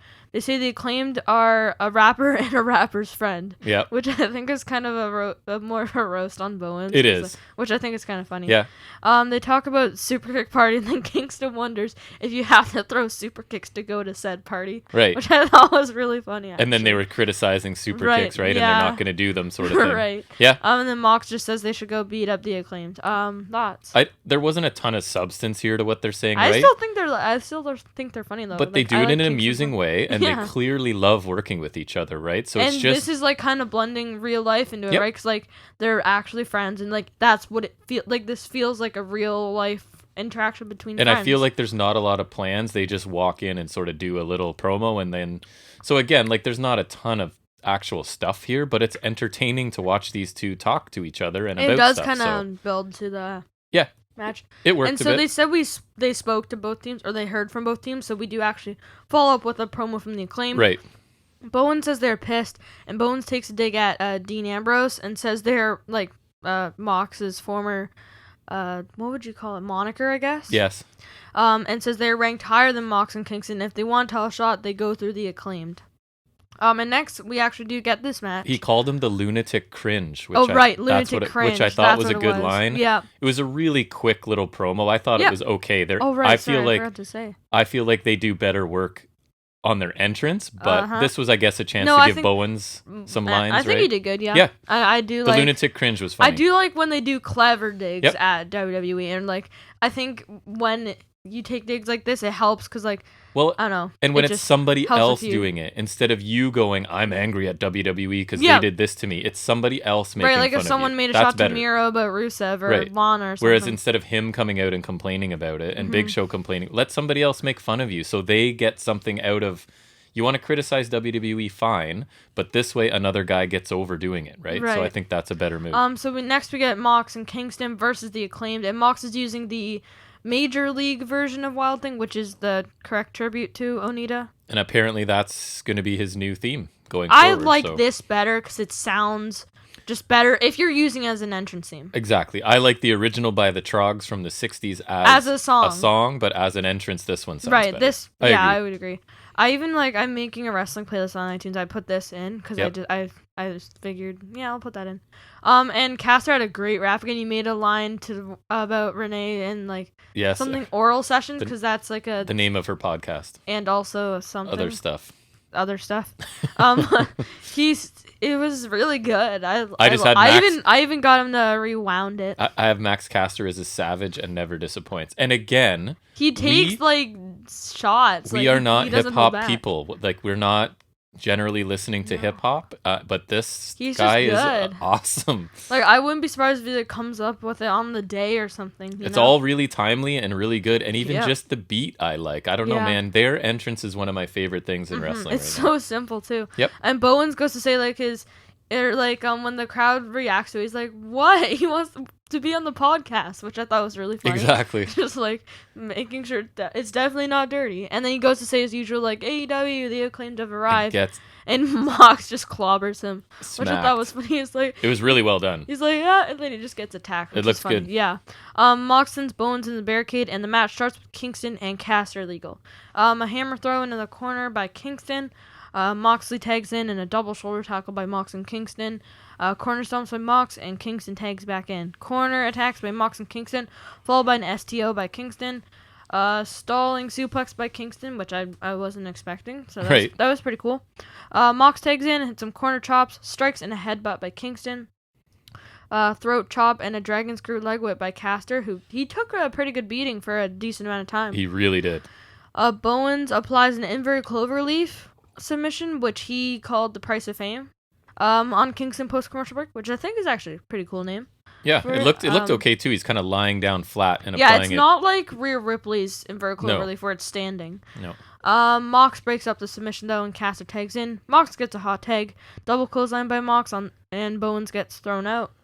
Rapid forearms by Mox and a German suplex and a big, they call it King Kong lariat or whatever, which I think is a cool name for it, I guess. Very timely, I guess. And a pile driver by Mox. A sleeper on Bowens, who then gets dropped like he's kind of on the apron. Mm-hmm. And then Mox kind of sleepers him and he drops him and he falls off the apron. Bowens tags in. A superplex by Caster, and then he rolls through and holds him in a suplex. And it's like that crossbody suplex move, which I love. It's and cool. Kingston broke the pin. Kingston then tags in shortly after. Caster takes out Mox when he and Kingston went for their lariat half and half suplex combo. Mox stops the boombox shot and hits Caster with it while the ref is distracted. An enziguri by Kingston, and Mox tags in. They hit like a wheelbarrow assist paradigm shift, which was kind of cool. For the win. Yeah, except that Kingston doesn't really do anything. Yeah. Here, hold this guy's ankles while I drop him on his head. I kind of like their other finisher better, but yeah, it was still fun. Thoughts? For a while, this felt like a prolonged squash because Mox and Kingston just absolutely this reminded me of their match with SCU. Almost the entire match, like even in your recap, you could tell, right? Other than the suplex crossbody little flurry, there was almost nothing else. And I get that Mox and Kingston are a super team, but I would have liked the Acclaim to get a bit better of a showing than this. It was still a good match, though. A good match. I'm still not fully on board with Mox as a tag team wrestler, but I guess I'm getting more used to it. Mm-hmm. So I thought this was a decent match, but I would have liked the Acclaim to have a little better showing. This was good. I think the Acclaim should have got more offense, like you said. Yep. Mox and Kingston are top guys, though, so I don't think it's necessarily the same of like when the Acclaim faced SCU a while back. I think that would made sense for them to get more offense because it's SCU. Mox and Kingston are good separately. I think they're coming together as a team well. Like I know you had some complaints at first, but I think they're. I love them like in promos and segments together. Mox doesn't. I don't know. He's not a tag team wrestler. You'll to get me. used to it. I guess probably. He tagged with Rollins a bunch. Yeah, but that wasn't Moxley. Yeah, but that was Dean Ambrose, a WWE creation, and that's completely different. I don't know. I think they're pretty good. I think you'll get used to it. I might.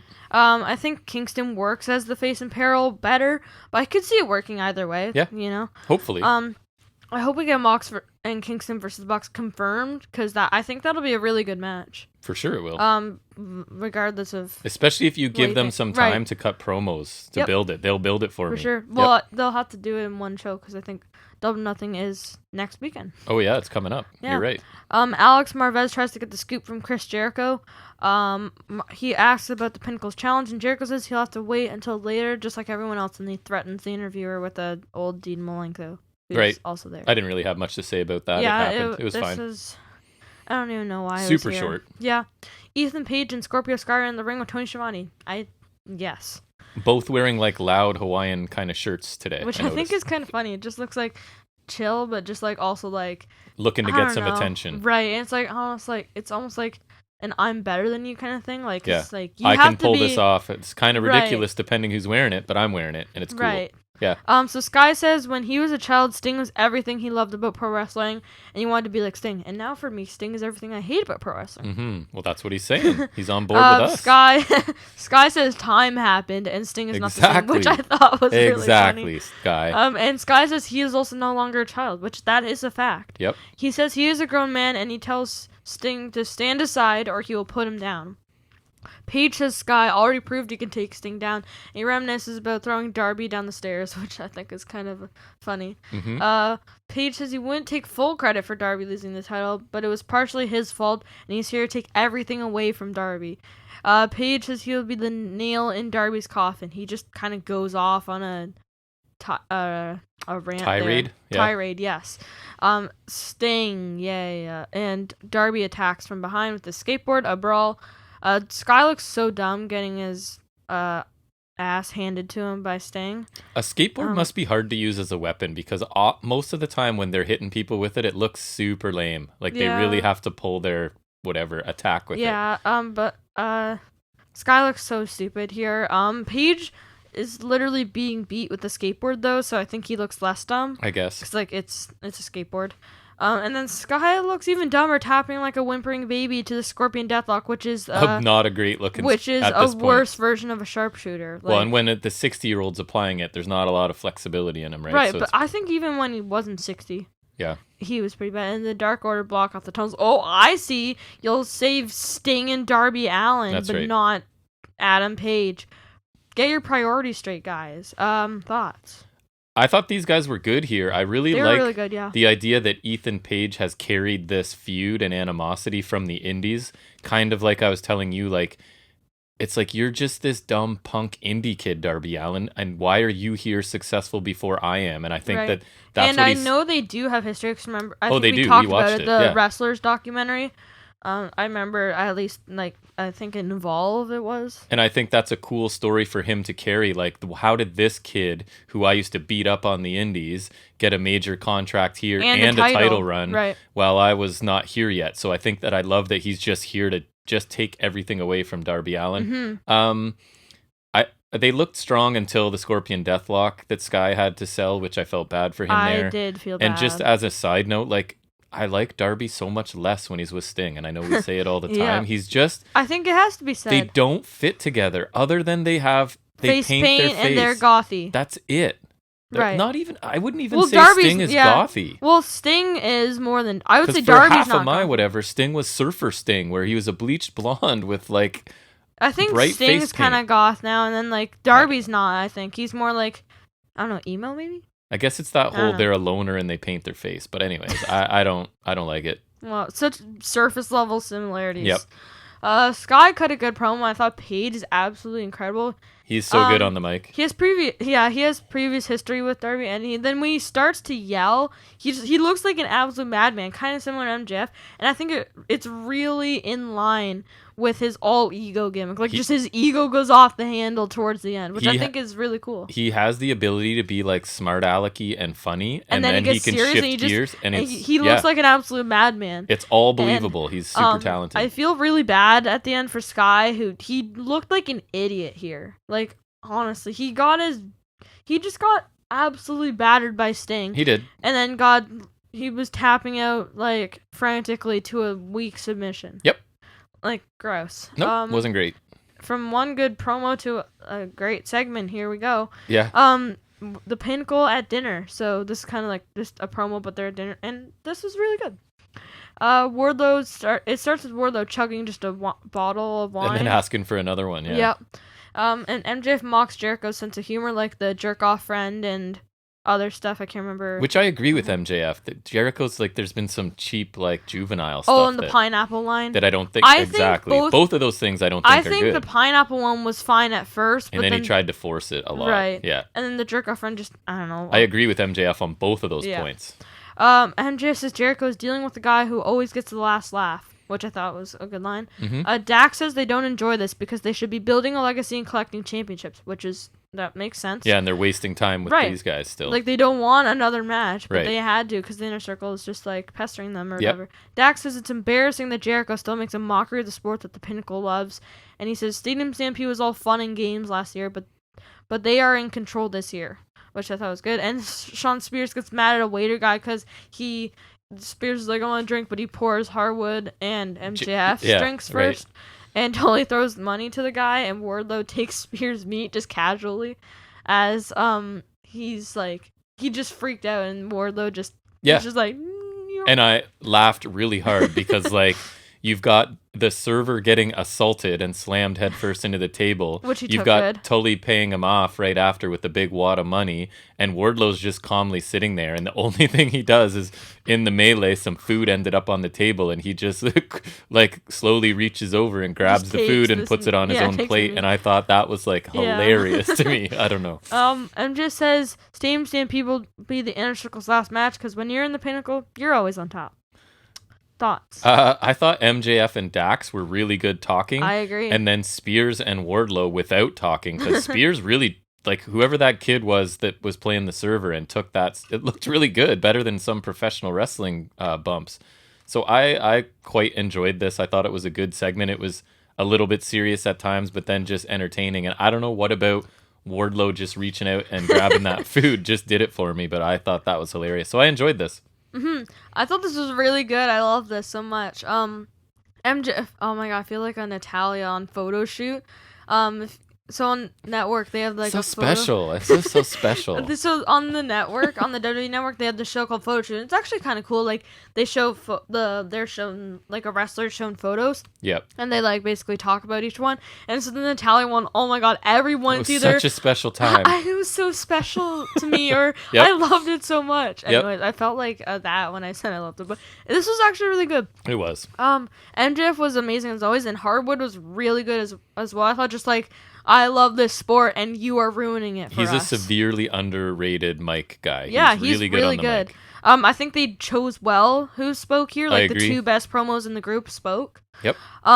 Spears was really funny without talking. Just, he freaked out on the way for, like, virtually no reason. And, like, a massive overreaction, right? Like, you murdered him instead of just, like, saying, hey, man, give me a drink. Right. And Wardlow was funny as well. I thought not only him casually stealing the meat was funny, but I thought it was funny. He just starts like he's chugging wine. He's like, give me another bottle. Well, and they're all just sitting there, like he's just sitting there like this is normal behavior, right? Like as this chaos is going on. And he just casually takes it after Spears stuff. like lost it on a waiter until they gave him money. Overall this was really good. I like this a lot. Me too. Hikaru Shida versus Rebel Not Reba with Britt Baker. Yep. Which they basically put in her nameplate now, so I felt obligated to do that. I laughed because Rebel brings the crutch with her. Right. Even though she's clearly cleared to wrestle, she's still carrying the crutch but not using it, which I thought was amazing. And another funny thing is at the beginning of the match, she fakes the leg injury and she just knows it's fake, so she just kicks her in the stomach. Right. Which I thought was funny. Rebel does jumping jacks behind the ref's back and kicks Shida. Just to further show us she's not injured at all. Right, but she might fake it. Right.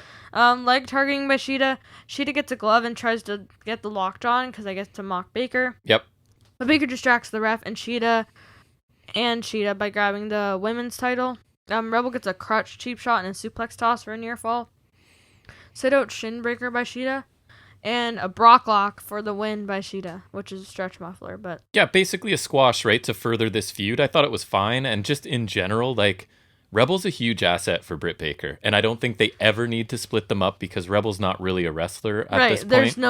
There's no split-up storyline, in my No, opinion. and she adds a lot, and she almost says nothing, right? But just her antics and behavior... I like how she kind of went from, like, the reluctant, because she was just, like, one of Britt Baker's assistants or whatever. And now she's like... Right, like she's like so supportive of Baker, like kind of like tells her the things she wants to hear. And it helps a mega heel because she has Britt has somebody to help her cheat and someone bringing a weapon with her all the time. And I think Reba's kind of like the person like feeding her ego kind of. She's really, really good. Yeah. And it seems like she's got a limited role, but I think she does a lot for Britt. And Baker hit a curb stomp on the title to Shida after, which was pretty cool. Yep. So this match was short, and just to further Baker Shida feud, I think this is a fine way to build it, but I think that it was basic. Because you can't build through Shida promos, unfortunately, really, right? So they have to find Britt can talk all day. Baker to do another waiting room segment. Me too. Because they only done one on Dynamite. Yeah. I think that's bananas, because Baker's just... Bananas. We need, like, a championship celebration waiting room after Double or Nothing. You can hope. We need that. So Kenny Omega goes to the best friends locker room so this is, like, we're shown this, it took place last week. Right. So Omega checks on Cassidy and they replay the sit-out powerbomb right in front of him, like, a bunch of times. Yes. So it's pretty funny. It was a sick powerbomb. Like, it was really high. It was nasty. Yeah, really high on the back of the head and neck, for sure. It was nasty, yes. Omega says they need Cassie as the mascot of AEW rather than a top guy, which I thought was like, we want you in an important position, but like not like, it was kind of a burn. They're basically like, we really care about you, and then it's like, your ability to sell merchandise and be like a mascot for AEW. We really care about you because you're a good moneymaker for this company. People like you and you sell stuff. It's not that you're good in the ring or talented. That feels like WWE, like actually to me, like, oh yeah, we like you. Yeah. You sell stuff for us. I thought it was funny too. Yeah, I thought it was funny. Callis and Omega have a legal document that would have Cassie pull from the 3-way and get a match with Omega, quote unquote, at a later date. But I don't think you could ever trust these guys. Cassie just like, he grabs it and he's just like slowly ripping it. Like, he rips it in the laziest way possible. And my goal was that he gave up ripping it halfway, but they didn't do that. I was like, he should stop ripping it because he's too lazy to finish. That would be really funny. But this is still kind of funny. Omega tells Cassie to think about that powerbomb and to think about how much worse the one-winged angel would be, which I think is a good way to put it. Well, and I liked it too because he's basically like, listen, man, that was just a regular old power bomb that knocked you out. And that's the type of talent you're facing at this level, and you're not quite ready. And the one-winged angel is worse, and nobody has kicked out of it. Because Omega has already acknowledged how amazing Pac is, right? So it's kind of like, you're now wrestling a tier of talent that you can't handle, bud, because a power bomb took you out. I almost think that knockout has helped this. Because, it kind of helps Omega here. It gave Omega material here that I thought he did a really good job with, And Callis hands Cassidy a second copy of the document, and then they say they care. Right. I thought these guys were amazing slime balls, and like the way he phrases things, like the whole... we really care about you because you sell merch, and like the whole like, and people can relate to you. We're just looking out for you, man. You can't hang at this level. Like, you're getting yourself hurt from just a regular power bomb because you can't wrestle guys this good. I quite enjoyed this. Yeah.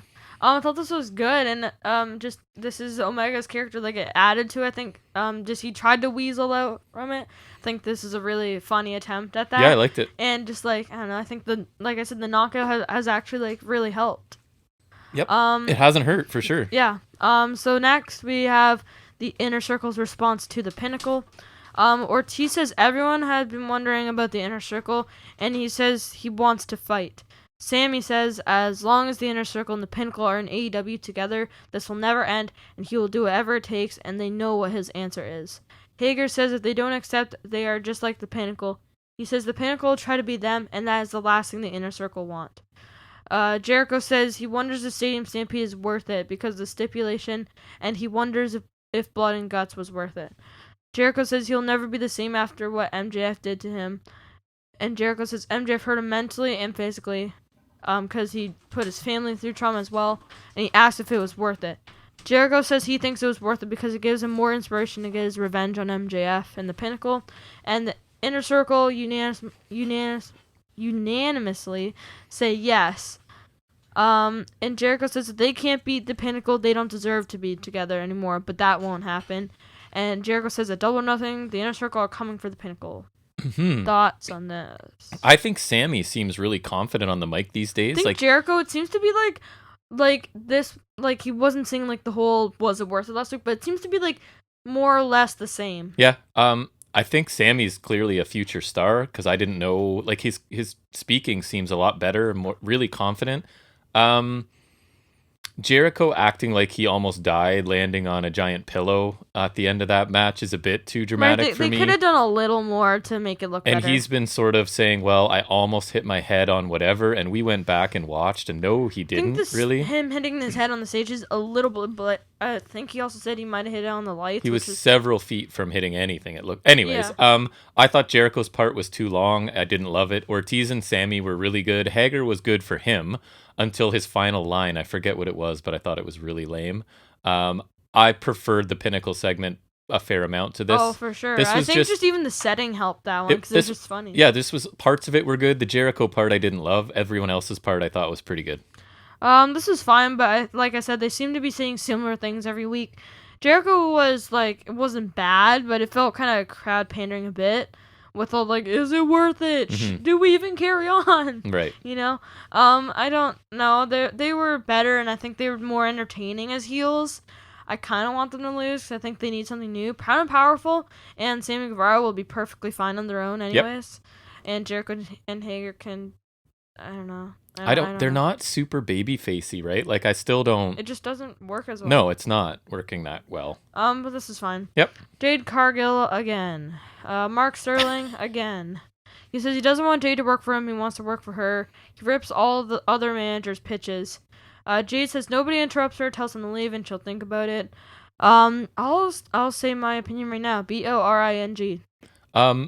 Yeah, I wasn't a fan of this. It's moving far too yes, slowly. You're hopping on the bandwagon. It's not Jade though. This isn't her I know, fault. but I'm the fact that this is like, I don't know. It's just like, are they trying to give her a month to perfect the same promo? Because it's basically the same thing every week. Like, I don't want a manager. Hey, I want to manage you. Hey, I don't want a manager. I'll think about it. And I think his selling point was, I don't manage anyone else, right? I'm going to focus on you. And she's still like, so again, it's not her fault. She's not writing this, but move on. This is moving. I know I complain about stories moving too quickly. Whatever this story is needs to start moving a little bit more quickly for me. Yeah, it's a little too slow. Yeah. Next we get Serena Deeb versus Red Velvet for the NWA Women's World Championship. Mm-hmm. And you're never going to believe this, but Red Velvet's ranked number 5. Oh, so title shot coming her way? Yeah, or I think this maybe is her title shot. 'Cause like, I mean, yes, it's not the AEW title, but either way, she's number 5 and she got a title shot at something. Yep. So. She should. Deeb attacks with rapid strikes and a twisting neckbreaker for 2 by Deeb. Really firing on all cylinders at the start. Running back elbow by Deeb after a kick from Velvet. Corner body blows and stomps by Velvet. Just saying Velvet or like Red just sounds dumb. It's my biggest criticism of her is her name is I find really bad. It might be just me personally, but I can't stand it. I hate it. Velvet chokes Deeb in the corner with her foot. Dragon screw leg whip by Deeb. Diving crossbody by Velvet post commercial break. Clotheslines and a drop toe hold to send Deeb under the middle rope, and then a double knee thingy by Velvet. Standing moonsault for 2 by Velvet. Moonsault off the apron by Velvet, and I wrote, "Did she kick Deeb?" ? Like, cause remember, she kind of almost kicked Deeb in the head. It looked like she almost hit her right in the face with that moonsault. Like she was a little bit too far to one side, and her leg clipped her in the face. But she seemed okay, so maybe not. Tornado kick by Velvet for 2. Sit down on a sunset flip attempt by Velvet for a near fall. Uranagi by Velvet. Deeb gets the knees up on a moonsault by Velvet. Powerbomb by Deeb for 2. Tequila Sunrise, but she calls it the Serenity Lock. Yeah. By Deeb, and she transitions quickly into a half crab. Velvet counters a figure 4 attempt into a small package for 2. Chop block by Deeb and repeated knee smashes on the mat by Deeb, like to further target the leg. And she locks in a deep Serenity Lock for the win. Yes. I thought Deeb looked more aggressive than usual here. My criticism of her has been like, I've learned that she's quite good in the ring, but she's kind of not that interesting to me character-wise. I like this match. She showed more personality here, talking about Deeb, and a bit of an edge, I thought, that I haven't seen from her before. I don't know. Not necessarily heel, but just like a little bit of aggression. Right, and maybe it's heel leanings. I don't know. So Red Velvet's name is awful, as we said, but she has something. She's got this like underdog, I refuse to quit thing working for her, and I've tend to like her matches lately. I thought a couple of her clotheslines and her moonsault didn't look that great to me. I think she did too many moonsaults because she didn't get that much offense. I think too much of it was spent with moonsaults. But there's something about her I like. I think she's got some sort of personality and energy that she can do that underdog thing. So I kind of like her, and I like this match, actually. Yeah. I thought this was short, pretty short, but I think it was good for what it was. Velvet should have either gotten more offense or spent less of her offense doing moonsaults, I think. But I think she had some cool stuff, like a tornado kicks are usually pretty cool. Yep. But she was pretty good too, and I like Deeb showing a little more aggression, because I think she's been pretty good against like Layla Hirsch, and I don't remember other defenses, but they were good too. Yes. I don't remember what they were. Yep. The result was never in doubt, but this is still good. Pac gets a quick interview. He says he's sick of being robbed of opportunities. And he says Omega and Callis failed, and he has his match now, and there's nothing the Elite can do about it. And he's basically like, who's gonna bet against the bastard at Double or Nothing, right? Like, I thought this was cool. He only needs a few seconds, right? Which is all he got here. He's super intense, and I liked Marvez at the end too. He looks kind of worried, like, because Pac is just so angry and unpredictable, right? Like, it's like he's a little bit nervous about what's gonna happen, and I thought that was good. So, I mean, I love Pac, so whatever he does is pretty much okay by me. In this few seconds, I liked. Next we get, I was actually really excited for this. I couldn't contain my excitement. I know, right? This is like the most anticipated match from social media, from what I've seen, was buzzing over Anthony Ogogo versus Austin Gunn. So yeah, sarcasm. Ogogo's theme is pretty not good. I don't really like it. Don't remember. It picks up towards the I end. don't think I hated it though. It's really slow. It just feels like a weird Western soundtrack with not good vocals. There's a section where it picks up. Anyways, not talking about that. Shotgun dropkick right away by Gunn. Rapid offense by Gunn. Stomach punch by Ogogo. Oh no. It's over. And I wrote, how is Austin Gunn still alive? And another stomach punch. Oh my god. And Gunn stopped ref from stopping the match. How is this man still continuing? I don't know. He's a hero. I know. And you're never going to believe this. A pop-up stomach punch. Yep. And he wins by ref stoppage. Can't just pin him, can you? My note was punch squash. Can't just pin him, can you, Ogogo? Honestly. I appreciate them trying to build a new star because that's one of my favorite things. Yeah, but they're also trying to build a punch. You're booking him like a killer, I guess, but... You're also building a punch like a killer. Okay. The body punch is his only move because that's pretty much all he did. Right, I need to see something else. You're about to throw this guy into a pay-per-view match with Cody, so I really hope he has some more things in his repertoire than this. I assume he does or they wouldn't do it. But part of it is Cody's a narcissist, and I'm pretty sure he believes that he can just get a great match out of Ogogo because he's so amazing. That he'll look like some underdog hero surviving these brutal punches and coming out on top. But we'll see, I guess. So yeah. I don't know. So Ogogo grabs the U.S. flag, and I thought Cody looks like an idiot. He tosses it, and then Cody scrambles frantically to catch it. Right. Oh no, my precious flag! But I thought this was a dumb waste of time. This is basically just 3 stomach punches. Yep. And hey, one was a pop-up, all right? Come on, man. Okay. I'm sorry. I'll give him some credit. He popped up the guy before punching him a 3rd time. Do his gut punches look good? Yes. Do I still think it should be a finisher and the only thing he does in a match? No. And he better be capable of more than this, or I have 0 time for him. Buddy, Cody's the greatest thing that ever happened, so he will carry dude it doesn't matter if he's capable more. A 5-star match. It doesn't matter what he's capable of. Right. He's wrestling Cody. No, but seriously, I have 0 time for someone who just punches people and wins with that. So he needs to do something else. He better pull out something at Double or Nothing, or I'm done with him. It's no drill claw. The stomach punch is no drill claw. That's I for sure. can complain about Shotzi Blackheart or Toni Storm not being good, but when you don't even attempt to do wrestling moves, that's kind of almost worse. And he does have he does seem to have some charisma and stuff, right? Right, but I need to see something. Body punch, it's over. Right, I just need something else. What if he squashes Cody? If he squashes face Cody and turns face Cody heel, I'm going to be on board for it probably. Yeah, right? If he punches Cody... When Cody goes heel, you're going to see a flip because I'm going to go from absolutely detesting the man to being like, oh, I love him. He's amazing. Because he's been a heel for this whole time. He just hasn't. Which is fun. He's been a heel, but he hasn't. Right. He has. I think that's funny because you loathe him as a face, but then you're like, when he turns heel and becomes a bad guy, because he's a baby face who's 100% behaving like a heel, and I don't understand how people aren't seeing this. If Ogogo's the one who turns him heel, then I'll be like, okay, thank you, but you still suck. Even Cody's entrance, that's a heel entrance, man. Right, that's not a baby face. It's like the prelude where it's going like, ah. It's just like he's a god or something. So I'm gonna become a Cody fan when he does turn, but that's. I think at this rate you might just be a Cody hater for your entire life. I don't think so, because I don't hate him in the ring usually, and it's I know, but this isn't. You're not a. Anyways, we this talk isn't about it all his the time. Natural role. You ain't a baby face, Cody. This is Get his over natural role. Hot natural, get it? His brother. Yeah. Next we get Daniels and Kaz interview. Well, they're not split, I don't think. But Daniels basically, after asked what his next path is, he whispers something to Kaz and leaves. Mm-hmm. Kaz basically just says Daniels has earned whatever path he chooses, and he says he blames the Super Elite faction, which is basically, I think, what Omega, the Good Brothers, and the Bucks are called. Yes.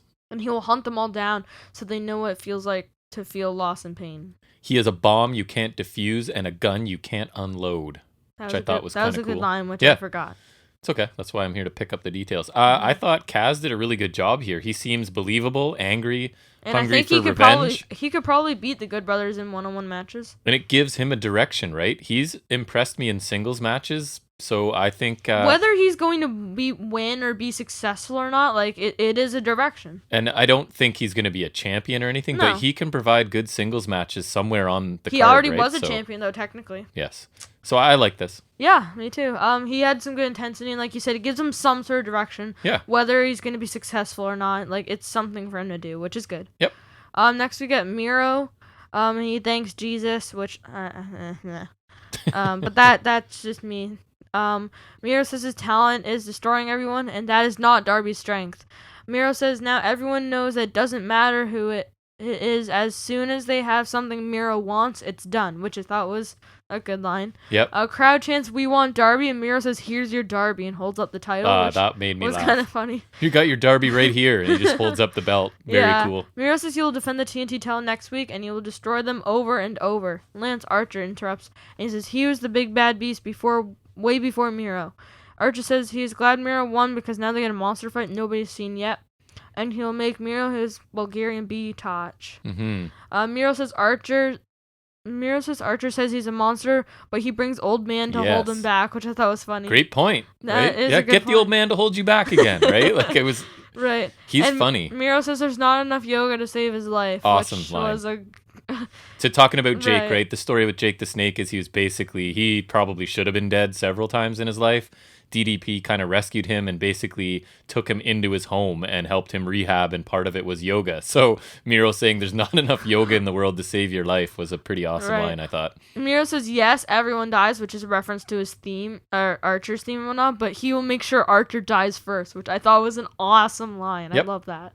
Thoughts? Miro is funny. I quite enjoyed this. Archer. It's amazing how he's turned around so much. Archer as a babyface, I still don't really. You can't blame Sabian for it though. I still don't really like him as a babyface. No, I really don't like it. It's like not that I hate him, but like he's clearly unfit for the role. But I thought Miro was funny here, and that here's your Darby right here. That was like an impromptu thing. That was just the crowd was chanting and he reacted to it, and I thought that was pretty funny. Which I think shows like he's smart, like that he's good. I like this for the most part. Yeah, I thought this was really good. I think the Darby line was funny. I like how he's just like, now you know it doesn't matter as long if I'm after them, they are finished. Yep. And I love like he's like, yeah, everyone dies, but you're first. Yep. Which. And that's a good line. Yeah, it was. So yeah, really good. It was funny. It was serious. It was good. That's the kind of humor I like in wrestling, right? It's not like super leaning into jokey, but in the midst of his threats and stuff, he's funny. Right. That's cool. So we got Miro. He'll be defending against Dante Martin. That's a big challenge. He's gonna throw that kid around. It's gonna be sweet. Yeah. Given how high that kid can jump, I think it's Dante. Goodness. I think because Darius is out. Yeah, that's gonna be crazy. Yep. So that'll be for the TNT title next week. We got a rematch from All In 2018, except this is not a Chicago Street Fight. We got Hangman Page versus Joey Janela. That could be fun too. Janela. I wish they would make this a street fight just as an homage. He likes to take a beating as well, Janela. So. And I like to see Paige on my screen, so. Yep, for sure. Cody Rhodes versus Anthony Ogogo weigh in next week. Wow, way to make this feud more boring. That'll be. Gotta get Cody on TV, bud. And I don't it's gonna be amazing. What purpose does a weigh-in serve? I think a contract signing is more useful, even though they've already made it official. A weigh-in for a match where there is no weight restriction. Right, like I honestly. Genius. And it's not even like the Cage Derby match where it's like you're contrasting the weight or something. No. Like. I don't get. Are they gonna say Cody put on more weight again? 14 pounds of muscle, bud. Like we'll see. That seems like the world's most pointless segment. Like honestly, Cody will save it. It'll be amazing. Maybe we'll see. Anyways, get to the main event. Too much Cody talk. Jade Cargill Open Challenge next week. Celebration of the Inner Circle next week, which has the potential to be good or bad. I like how they name all of these little. It's never just like. They're going to talk, right? There's always some sort of Sometimes label it works, for it. Yeah. No, I don't mind it. I think they're trying. Ethan Page and Scorpio Sky versus Evil Uno and Stu Grayson next week. Please. Yes, please. I've missed some Grayson in my life. Right. Yeah, I think, and those two as a team, yeah. that's the Dark Order team for me. Like, because they were the ones that started it. Yep. Darby Allin versus Cesar Bononi next week. That's going to be a squash. Hikaru Shida is getting a title celebration because she's been reigning for a year now, which Right. I think that is a reasonable thing to celebrate. Yeah, and it'll build up the match for when she loses to Britt. Baker's going to do something. For sure. Orange Cassidy's response to Omega next week, after the segment we saw. And from Ethan Page and Scorpio Sky going to be featured in a good match to Ethan Page and Scorpio Sky going to be featured in a bad match. As a Double or Nothing, they are taking on Darby Allin, and Sting is competing in a non-cinematic match. I really hope they get to win that match, but I'm not sure. No, they won't. I'm But we'll almost see. positive. Mhm. I can't, this one isn't a cinema match. It's not that they're advertising as a street fight or whatever. Sting is actually going to wrestle, and that scares me very much. Well, that's why he's in a tag team. He probably won't have to do very much. He'll just come in and get the pin. He'll pull a Matt After Hardy. Darby gets beaten for half an hour. He'll pull a Matt Hardy. Right. He'll do like the world's slowest hot tag. Yep. Oh, that's going to Scorpion be a death drop, Scorpion whatever in the corner. Deathlock or Stinger splash. Stinger splash. Which even as a child watching Sting wrestle, I was like, that does not look like it hurts at all. Like Right. I remember being a kid and watching WCW and being like, what? That's like a signature move? Like you just sort of lean into them in the corner? Cool, bud. Anyways, that's good. Okay, we get our main event, which I discovered was only 12 minutes. It did feel short, but like that's kind of odd. Yeah. Varsity Blondes versus the Young Bucks for the AEW World Tag Team Championship. And the Blondes now have Julia Hart with them, and I think she fits in well. She has like a cheerleader look to it, which is varsity, right? Or whatever. Right. And also it makes them feel a bit more legit that they're now like a group, right? It's not just a random jobber tag team. They're actually a little bit of a group. Right, I think don't it helps they them. would have that if they didn't matter, right? Right. So it helps legitimize them, I think. So Garrison hits a boot to the face after Nick ran the ropes. Matt tags in and dealt with punches as well as a boot to the face. Blondes hit double drop kicks followed by some Young Bucks pose mocking, which is funny because like they do like the... Yes, they did the Young Bucks double bicep pose. One thing, sorry, that was funny at the beginning of this was Nakazawa's in the crowd, and I put lucky enough to get the Bucks headband. Oh yeah, that was funny. A la Bret Hart's sunglasses from back in the day. Funny. He's like... So Nakazawa's acting just thrilled that he got the headband. And everyone just around him, he's like booing. Yeah, it was funny. I forgot about that. That was actually really funny, yeah. It was a Bret Hart kind of shout out, it felt like. Pillman clotheslines Nick over the top to the floor. Pillman gets 2 arm drags on Matt. Garrison tags in. Held Matt, and Pillman hits a drop kick for 2. Garrison with a body slam, and Pillman back in with a senton. Nick went in legally with a kick on Garrison, or illegally, sorry, on Garrison. Matt tossed Pillman over the top onto the ramp. Nick walks across the top rope with his brother holding his hand to keep balance, and he jumps onto Pillman and onto Garrison as well. And he hits a neckbreaker on Pillman across the top rope, and then they go into a commercial break. Back from the commercial break, also credit TJ Wrestling for the notes. Yeah, we borrowed notes from him. You did for this one, yeah. Yeah, just if I want to watch a match or if sometimes just like, lazy. I want to just 100% of my attention to this match, I'll grab notes later. Not even that, but part of it was my shirt was, like, I was... It was so hot in our house, and you were my shirt was, uncomfortable like, and sweaty. I just, like, I knew I couldn't, so I just... Even, like, it wasn't even one of those matches. Like, I would have taken notes, but just I couldn't keep sitting, Yep, you know? so thanks to the John report. Yes. The match returned with Pillman still in the ring as the face in peril, and he hit a crossbody on Nick. Garrison got the tag with arm drags, back body drops, corner clotheslines, and a double spear on the Bucks, and he ran the ropes and hit his big dive over the top rope, which it's a basic dive, but it looks pretty impressive because he's a tall guy. He's a big guy and he jumps really high. Yeah, he gets good height on it. Yep. Pillman hit a clothesline on Matt for a 2 count. Nick attacks Pillman after Pillman made the tag. Referee didn't seem to care as usual, and Nick hit a superplex on Pillman. Nick also kicked Garrison to the floor. I think it was like that PK. He was like, "See ya." Yeah, it looks good. Whatever, yeah. Yep. That was awesome. And just his arrogant little mannerisms help everything. Both Bucks kicked Pillman repeatedly. JR questions the referee. Pillman hit a super kick on Nick for a 2 count, with Matt breaking up the pin. Matt was back with a sharpshooter, and Nick sprayed something in Pillman's eyes. I think it was the cold spray again, right? Yep. And the referee didn't see it, and I think Matt grabbed it after. So Garrison hit Matt and then Nick with the super kick. And Nick fakes a knee injury, and Matt gets the can of spray, and Julia tells the referee. and he takes the spray, but Brandon Cutler tosses another can of spray, and she sprays Julia Hart. Right. Which I thought was kind of funny, because, like, you don't need to do that, but he did anyways. Just heels, man. Right. Pillman got an inside cradle, which I think is a small package for 2. And Matt applies a sharpshooter again, and Nick goes in illegally with a face buster just to add more damage, and then he kind of, like, does the thing where he flips through the ropes, and then he does a moonsault off the apron and take out Garrison, which I think it looks so clean. He used to do that all the time. Even his stupid little, like, the way he flips through the ropes, it's so graceful, right? Like, it's just like, I couldn't do that in my best, most athletic days, and he just does it easily. Effortlessly. Mm-hmm. And Matt holds on the sharpshooter, and Pillman taps out, and the Bucks retain. And I think that's kind of ironic, because Pillman's father was affiliated with the Hearts. Right. And so maybe that's why? Could be. An added bonus.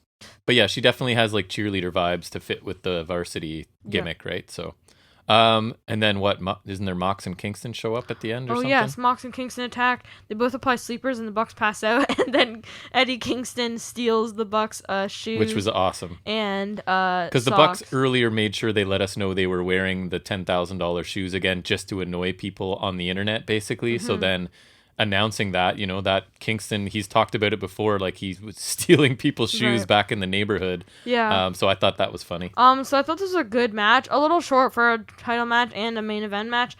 It was good for what it was. I think Garrison's hot tag flurry was really good. He looks good, man. Match. Yeah. You're coming around on the blondes a bit, eh? They are improving, which I think is what Dark has been used for, and I think that's smart. Yep. They're still improving, like I said, but they were a good match. Sorry, this was a good match, and it was a good match to gain experience because the Bucks are the best around. Overall, good match. I would expect a little more from a main event, but like, good for like if they were going to go short, like this was good for that. Yeah, I thought this was an entertaining match. I thought the blondes looked good, and a lot of that's probably the Bucks helping them out. I'm not sure if it was a great main event, but I enjoyed it. Right. And again, the blondes have definitely grown on me and you. You were really down on them to start. I was always like, yeah, because they were just kind of brought in as a jobber team. But I think thought AEW's Garrison had potential. They've built them up. They've improved in the ring, and like that promo this show was really good. So I like them as a tag team right now, and I think Garrison has a bright future ahead of him specifically. So yeah, I liked the match. I don't think it was an amazing AEW main event, but it was fun to watch. So overall Cage Inside Al was fine. Like, I don't know, it wasn't bad, but I just think Cage, he just doesn't fit. Again, the AEW's got such a history of their openers and their main events are like awesome. So they've set the bar really high. The short main event was better than this, though. Yep. So that was fine. Varsity Blondes cut a really good promo, actually. I really liked that. Mox and Kingston were funny as well, and Acclaimed. Bowens it was basically just Bowens, but it was a nice short little thing. Mox and Kingston versus the Acclaimed was fine to build momentum for the team who are clearly, they're going to be facing the Bucks, right? Mm-hmm. So it was a momentum builder, and Caster's rap, just, Jesus, that man's good. He is. So that was fine, I guess. I think I like the entrance better than the match, but it was fine. Paige and Sky, the promo was awesome. They were both really good, and then the Sting beating up Sky, I just felt so bad. Yep. But I think overall, I'll say I liked it because most of it was the promo. Yeah, I liked it. Pinnacle segment was awesome. I love that, best segment of the night for sure. The promos were good, and just the subtlety of Wardlow and Spears, they were funny too. They were. Right. Shida versus Rebel wasn't much of a match, but it served a purpose at least. And Omega, I think, was really funny. He was. In the segment with Cassidy. The Inner Circle segment was, like, I think Sammy and Ortiz did good. Yeah, I didn't love Jericho Jericho and Hager were fine. Yep. So I think overall it was good. Cargill's, it's not necessarily bad, but it's just repetitive, so I'm going to say... It's going nowhere. I didn't like it, right. Yeah, it's going nowhere, and it's the same thing every time. D versus Velvet was actually pretty good. Could have been a little more back and forth, but it was still good. So I like that. Pac's little interview was good. Ogogo versus Austin, that was bad. I'm not gonna say anything else about it. Daniels and Kaz was good. I think Kaz, he's finally got a direction. I think that means something. Yep. So, Miro was funny, and so that was really good. I really like that.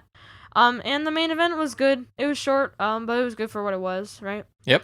So overall, I think a pretty good show. I'll give it a high B plus, like almost an A minus, but I give it almost a B plus. exactly the same grade, a B plus, almost an A minus. Right. Opener wasn't the best, but it wasn't bad. Deep Velvet was good. Main event was good. Pinnacle Dinner was funny. I'm enjoying Paige and Sky as a team. I was entertained by most of the show. So I did give it a B plus as well. I thought this was a really good week of wrestling. I really liked NXT and Dynamite this week, and I hope it continues going forward. Yeah.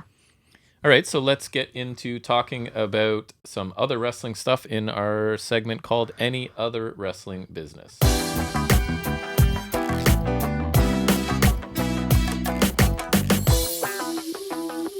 Alright, I'm gonna do my match because it's, I don't know. You want to do it first? Funny. Yeah. Okay. So I had a brilliant idea to look for something bad Rewind this week. 13. Yeah, we picked something bad. SummerSlam 2007 Divas Battle Royal for a future title opportunity. That's just a good sign right there. So just to go back to the Divas era, because this was like the low point of women's wrestling, basically. Yeah. This is where the priority was, and they even said it. My first note, right, is they talk about sexy and athletic, and there's their priorities, right? Good looking first, and whether you can actually walk and chew gum at the same time or run the ropes, we don't care. We just want you to look good. So right, you got like people like Tori Wilson and Kelly. We found this one online, so if you just want to laugh at stuff for, I think the actual match was like 7 minutes. The whole video was 10, but by the time you took out the beginning and end of non-wrestling, I think it's like a 7-minute battle royal. But anyways, it is amazing. Go ahead. Sorry. Right. So they don't even have to be thrown over the top rope, which I thought was a good sign. They just have to be thrown out of the ring, is what they said. So I wrote that's a good sign. Candice Michelle is the current champ at this time, so that's a good sign. Yep. And Extreme Expose, which is Kelly, Layla, and Brooke, which maybe Brooke Tessmacher. Yeah, I can't even remember her. They represent ECW for some reason, so that's a good sign. So all very good signs. Right? And there are a few talented women involved in this. I'm not trying to say there aren't. And Melina are in, but they're not. Mickey James is good. Mickey James is good, but then Beth Phoenix and Melina aren't at their prime. And they just have nobody to work with and no room to work. So it basically just devolves into nobody. Anyways, nobody doing anything. Lots of punchy kick and moans and groans. So much screaming and yelling. So many sounds and so little wrestling. Yes. Melina does a weird hair pull move to somebody. Beth Phoenix eliminates Brooke, I think.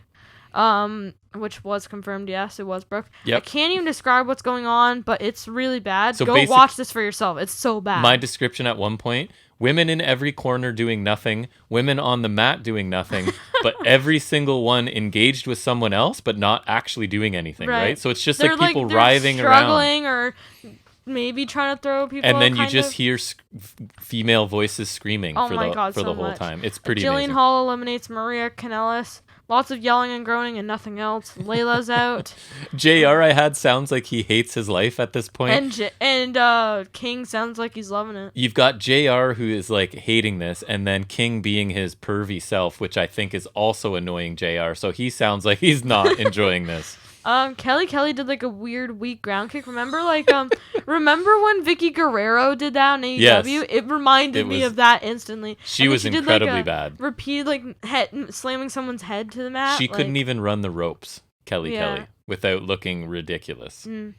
So many noises. Victoria, who she's good. Was good, at least eliminated by Crystal, who's not good. Ask me who that is. I don't know. And regarding these eliminations, pretty much nobody in this match actually wants to take a bump on an elimination to the floor. The one elimination that was looked awkward. Clothesline. Yeah, I'll talk about it later. But so basically, that was every elimination Jack's talking about, the woman ends up standing on the apron and then gets pushed gently to the floor. Or they get thrown out of the ring. Because nobody wanted to be... And it's not their fault. These aren't actual wrestlers, most of these women. It's WWE's fault. Let alone wrestled in a battle royal. So they're all a little bit nervous about flying through or over the ropes to the floor. So it's like, find a way to get on the apron and get pushed to the floor and you're out.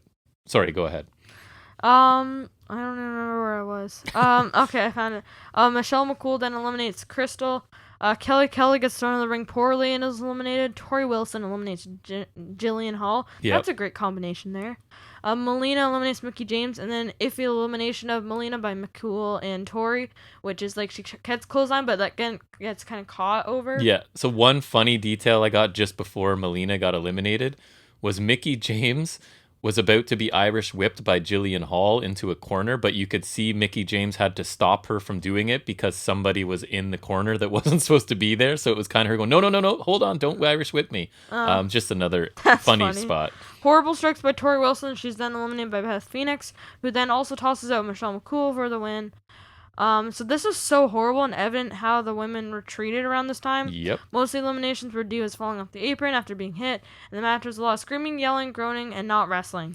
The only not terrible people in this match were Mickie James and Beth Phoenix and Melina, and those two weren't really like good yet, like most people would think of them as. Well, in a lot of battle royals, right, you get down to the final two and then they have like basically a mini match before, but this was like Beth and McCool, and like 15 seconds later McCool is like gently sent over the top rope, and it was over. Overall, this is bad. This so is bad. A bad idea to watch. No, it's so hard great to review when it's so bad. Because there's no moves to call. There's literally like they're writhing on the ground and they're jostling in the corner. This is the definition of an F grade. It was. There we go. First F on the pod, I guess. This was awful, but a great summary of the Divas division, right? Very few of these women could actually wrestle. Yeah, this was like the summary until like maybe 2014, 2015. No, 2015. I think. And even fewer had Battle Royal experience. So this is why, like, this is the time for women's wrestling. They're actually amazing wrestlers now. And, like, if you look at the NXT roster, it's full of good wrestlers. This was not the case with the Divas. Almost no wrestling moves in this entire match. The eliminations were, like, super gentle. JR sounded bored. King was gross. Made it awkward to watch as he's just saying things about women less than half his age, which aren't super appropriate.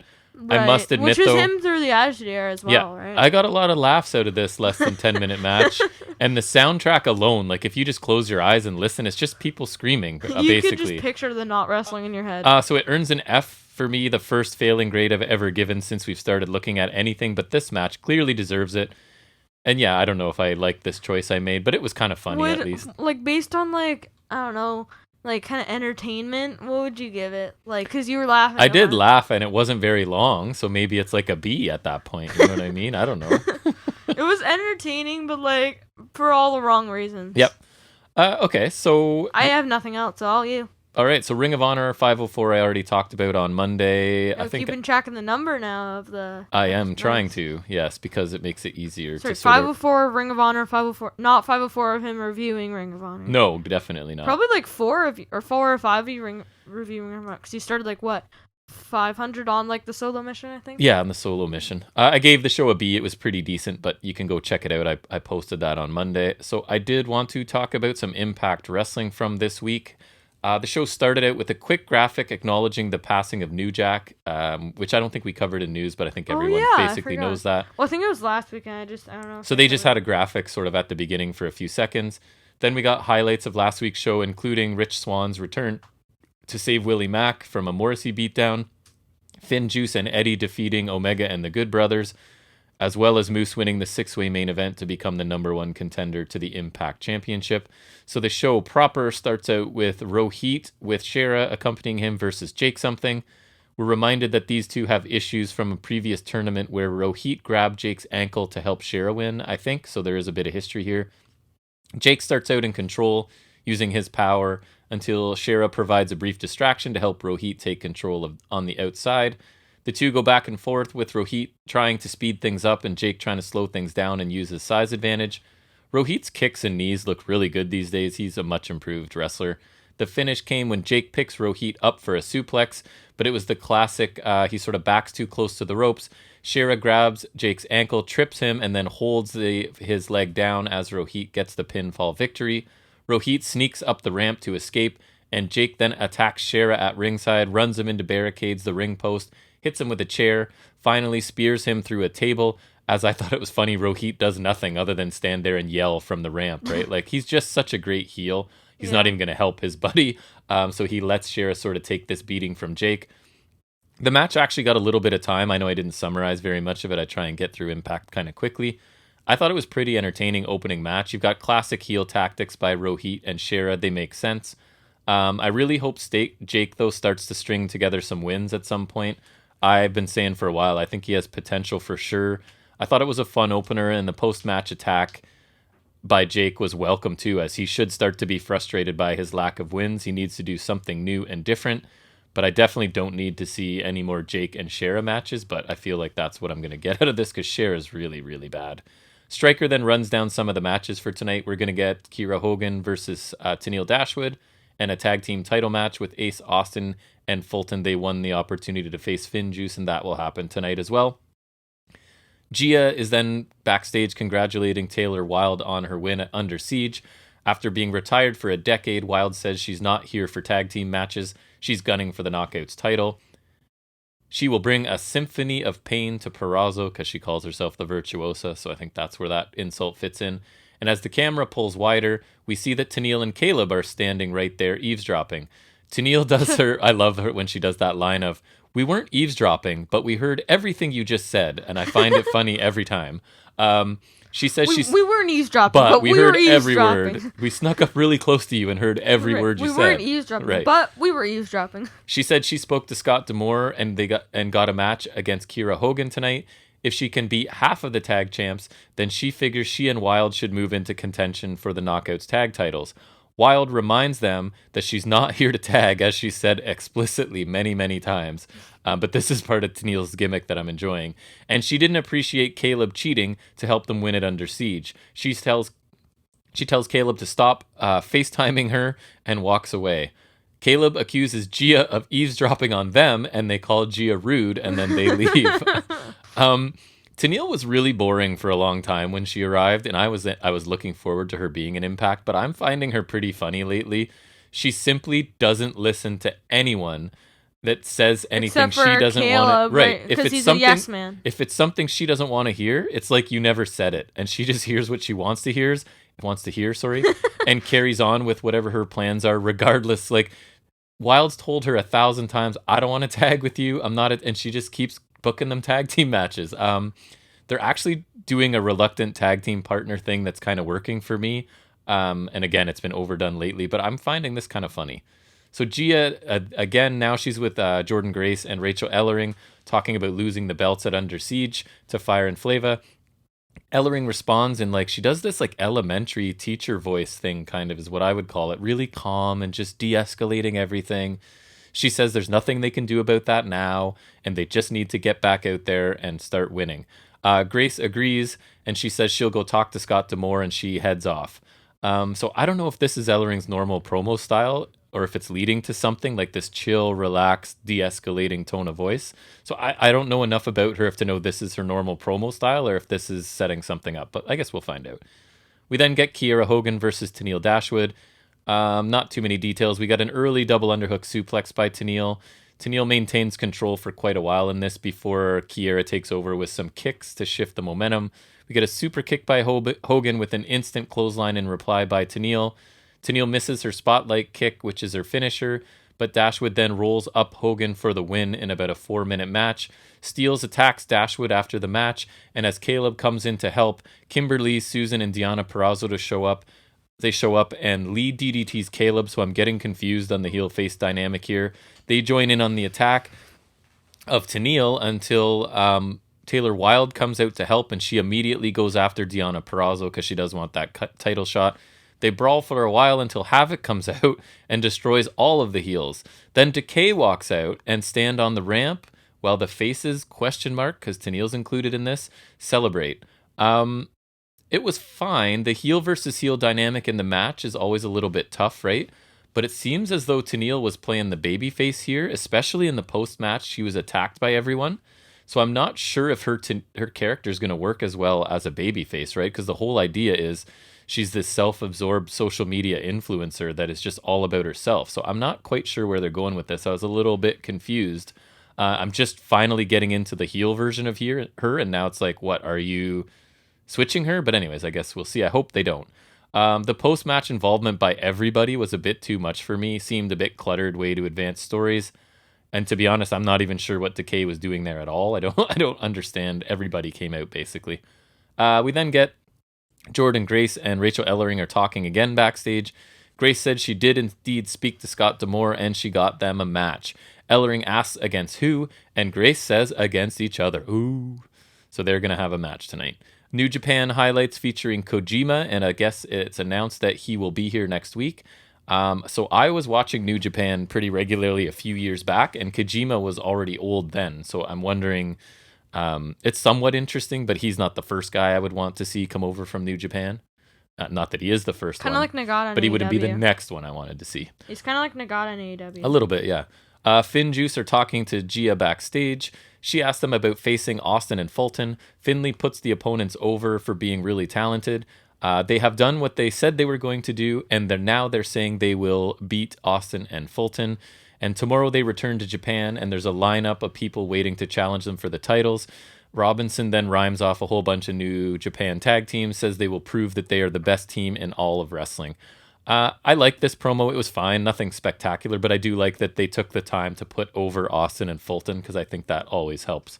It's better than tearing them down, right? Build your opponents, because doing nothing. That way, when you beat them, you look better because you've built them up as being worthy, sort of thing. Mm-hmm. We then get a returning VSK, who I enjoyed in his last match, versus Petey Williams, who seems to be getting a bigger role in Impact lately too.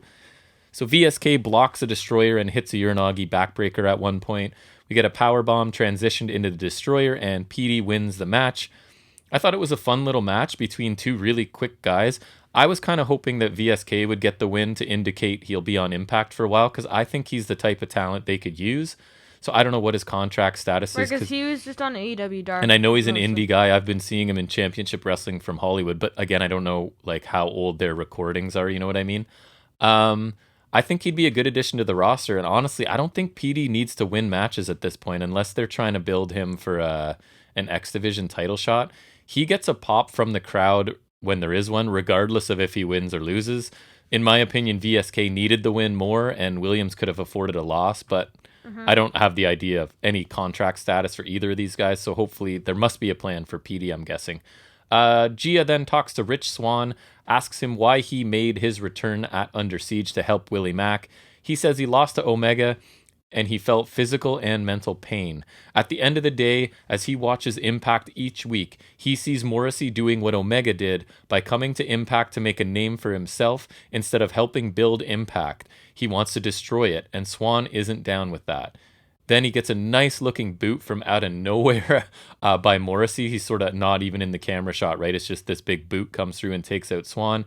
And Gia's reaction is really good and adds to it because she's freaking out and calling for somebody to come and help. And I thought she did a really good job here.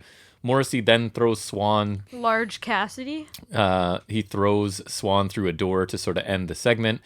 I like this. Swann, this was the most believable sounding he's been. Normally his promos, I always say like he doesn't sound sincere, like he's putting on some sort of voice and character.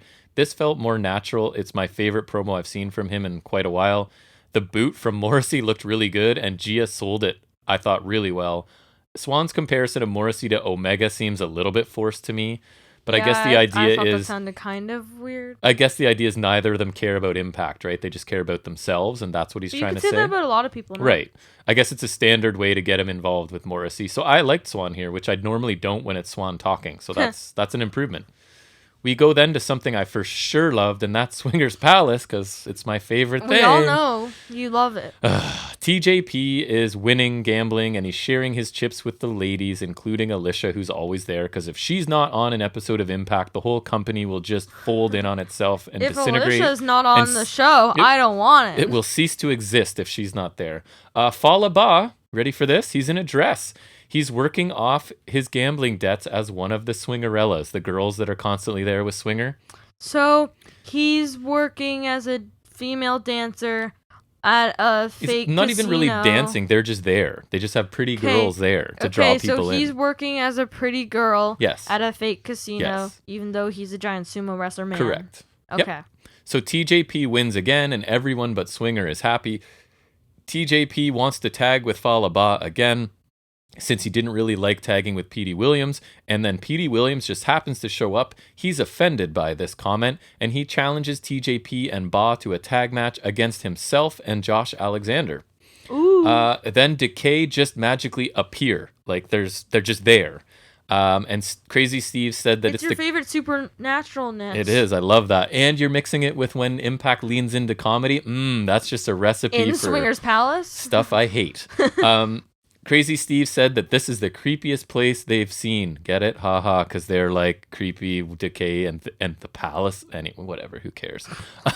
Rosemary tells Bravo. Doesn't even bother finishing with the sarcastic. Nope, I can't even. Rosemary tells Johnny Bravo he's looking lively. Get it? Because he got shot. Ha ha ha. Who was it again? And it was Larry D, wasn't it? But wasn't he framed? I don't even remember. I think it was. It's like a traumatic event that I've just blocked out of my. I'm just repressing. No, because I remember didn't Larry D get blamed and then yes. he got to wrestle a match for his freedom and then wasn't it revealed that it was right. Rosemary? That's right. And instead of going to jail, he got to wrestle a match. And didn't it turn out to be Rosemary or then it wasn't? Maybe. I don't remember. My brain hurts just trying to remember that. Anyway, she tells him he's looking lively and he asks Hernandez to throw them out, but they disappear instead. Suffice it to say, I strongly dislike this. This was back to being heavily comedic. The last couple weeks, it's just been a way for divisions to sort of meet up and talk about and infight and decide who's the contenders. This was more back to leaning into comedy, which less of that. Which is Impact's weakness. I really firmly believe that when they try to do strictly comedy, it's really bad. But it still set up a match, I guess. Moose gets a chance to speak. He says that he's a different evil, starts to rhyme off some of his credentials. He's a 5-star athlete. He dominated the NFL for 7 years. I don't know if that's accurate. I know he was there. I don't know if he dominated. Maybe. He respects Omega for calling himself a god, and he starts listing off a bunch of Greek gods. He says the ring is his Mount Olympus, and he'd like to see Omega try, but then he's cut off in mid-sentence by Omega and Callus's music as they head to the ring. Callus refers to Moose as a god among insects, and I thought that was a little bit of a shot at the Impact roster, right? Like, yeah, you're a god, but look where you are, sort of thing. Which I don't know, man. On their own show, doesn't Callus run the company? Yeah, well, he just got actually removed from his executive role, like in real life. Yeah, apparently. Huh. I don't know why, but anyways. Because he's on AEW. Maybe they just want him to focus on on-air talent instead. Moose is a wasted... He is pretty good. He says Moose is a wasted talent and couldn't even win a title in Ring of Honor. Ooh, shots at them. How many titles has Moose won? How many Super Bowls? Are you putting in the work or just coasting on your talent is a question he asks. Ooh. Just like in football, Callus says, you're going to come up a bit short. Ooh. Moose says he's not Rich Swann. I like this. His comeback was, I'm not Rich Swann. If you say one more word, I'm going to rip your head off and ram it up Omega's butt, was basically his reply. Omega takes over and says he'll put Moose in his place. No matter how big and how athletic Moose is, it just takes one-winged angel. That is a fact. Moose challenges him to try it right there. Omega looks like he's going to start to take off his shirt to do it, but Gallows walks out. So more magic on this episode, which is my favorite thing, as Sammy appears in the ring after his logo flashes for a second, and he has a bat with him a la Sting. So Callus and Omega leave as Moose and Sammy stand in the ring and exchange a lingering look, because they're not really on the same side, but just kind of a similar enemy here, and the segment ends. I thought it was actually pretty good. Callus's jabs at Moose were really good. I'm not quite sure how Callahan fits in here, but I guess we'll see. And I didn't love the magic, obviously. The supernatural appearances are a bit much for me. Moose then stops Callahan backstage and says that Sammy better not be expecting a thank you. He says he didn't need Sammy's help, and Sammy replies saying he didn't come to help Moose. He came out because he's sick of Kenny and the Good Brothers doing whatever they want at Impact. He tells Moose that whoever wins at against all odds, he's coming after what's rightfully his. So a nice little interaction here where neither man had to look weak, right? And it sets up the next contender for the title, it seems like. So I kind of like this. It's basically like Callahan going, I'm next in line when you're done, regardless. We then get the tag team partners facing off as Rachel Ellering takes on Jordynne Grace in a singles match. Grace, I thought, looked really much more aggressive and almost heelish. She had, much like I was saying, Serena Deeb had a bit more edge to her. I thought Grace did here as well, so I don't know if they're gearing up for her, a heel turn for her, it seems like.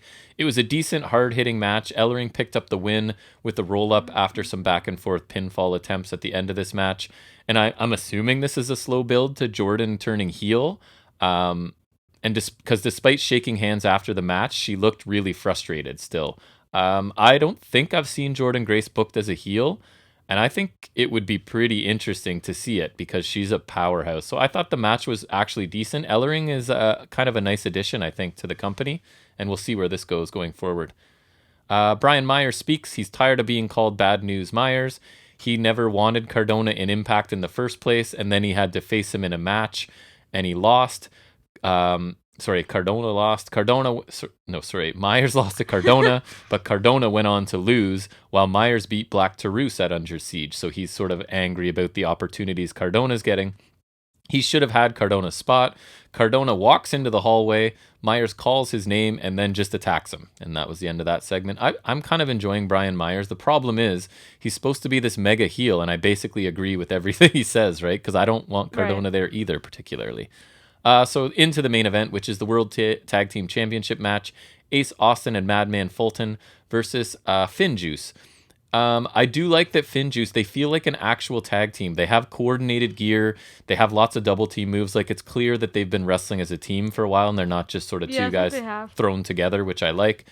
FinJuice are in control early, but Fulton takes them outside the ring as we head to a commercial. And then we come back, and Ace Austin is doing his paper cut move between the fingers to Juice with the playing card. Juice Robinson is in peril for a while, and when he gets a chance to make the tag to Finley, Finley's not there, as Austin had just knocked him to the floor, so Fulton takes over the attack on Robinson. Eventually, there is the hot tag made to Finley, who cleans house, takes Fulton out on the floor so he can focus on Austin in the ring.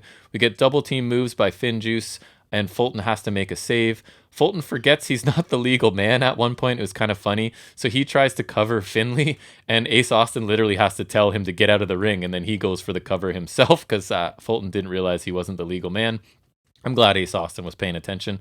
We get some more double team offense by Austin and Fulton this time for a near fall on Juice Robinson. Choke slam into a fold by Fulton and Austin for 2. So basically, Fulton has him in the choke slam grip, holding him up high, and then Austin hits the fold from there. So that's kind of a cool idea. That'd be a cool tag finisher. It would. We get a superplex by Finley to Austin and more double team moves to both of the heels. We get a stunner into an unprettier, and Fulton is successfully pinned as Austin is nowhere to be found at this point. So FinJuice are celebrating their victory. Violent by Design's music hits, and they stand on the ramp, and Rhino is holding the cup that he won. Call your shot gauntlet. And he only won that because Heath Slater got hurt in the middle of that match, remember? And they had to call an audible and have Rhino win it. And I've sort of forgotten about it. But it's basically their Money in the Bank. It gets them a title shot for whatever title whenever they want it. So they are cashing that in right now to take on the exhausted and somewhat battered FinJuice in a tag team title match here. So they basically circle the ring before entering. Young hands the ref the cup, and Violent by Design want the match now, and they get it. So we get Violent by Design versus FinJuice. It's Rhino and Doring, which I think would probably be the worst combination. It is Rhino and Doring, a monster team, I guess. Yeah. So we get basically a running crossbody by Doring, a gore by Rhino, a DVD Death Valley Driver by Doring with wrist control, and then he picks the guy up and hits a short arm clothesline, and Violent by Design win. A bit surprising. The first match was an entertaining main event. The second match was just kind of a squash match, right? Beating on a team that already fought a hard-fought match in theory. I'm okay with the finish of this show. It gets Rhino to use the cup. It gets Violent by Design a much-needed win. I've been saying, like, they need to start doing something because they have cool vignettes and then lose. Gets the belts off FinJuice before they go back to Japan. Violent by Design haven't been booked very strong so far, so hopefully this big man team mows through some competition to earn credibility, and we'll see where it goes. Overall, I thought this was another enjoyable show. Furthered some storylines for sure, like Jordan Grace, Tennille Dashwood, Violent by Design all seem to have something a little bit new and different happening for them. The wrestling was also good in this episode. No matches were a waste of time, I didn't think. The Swingers Palace segment was obviously bad, as it almost always is. So I'd give this show, actually, by Impact standards again, a B+ this week. It's kind of on a roll as far as I'm concerned.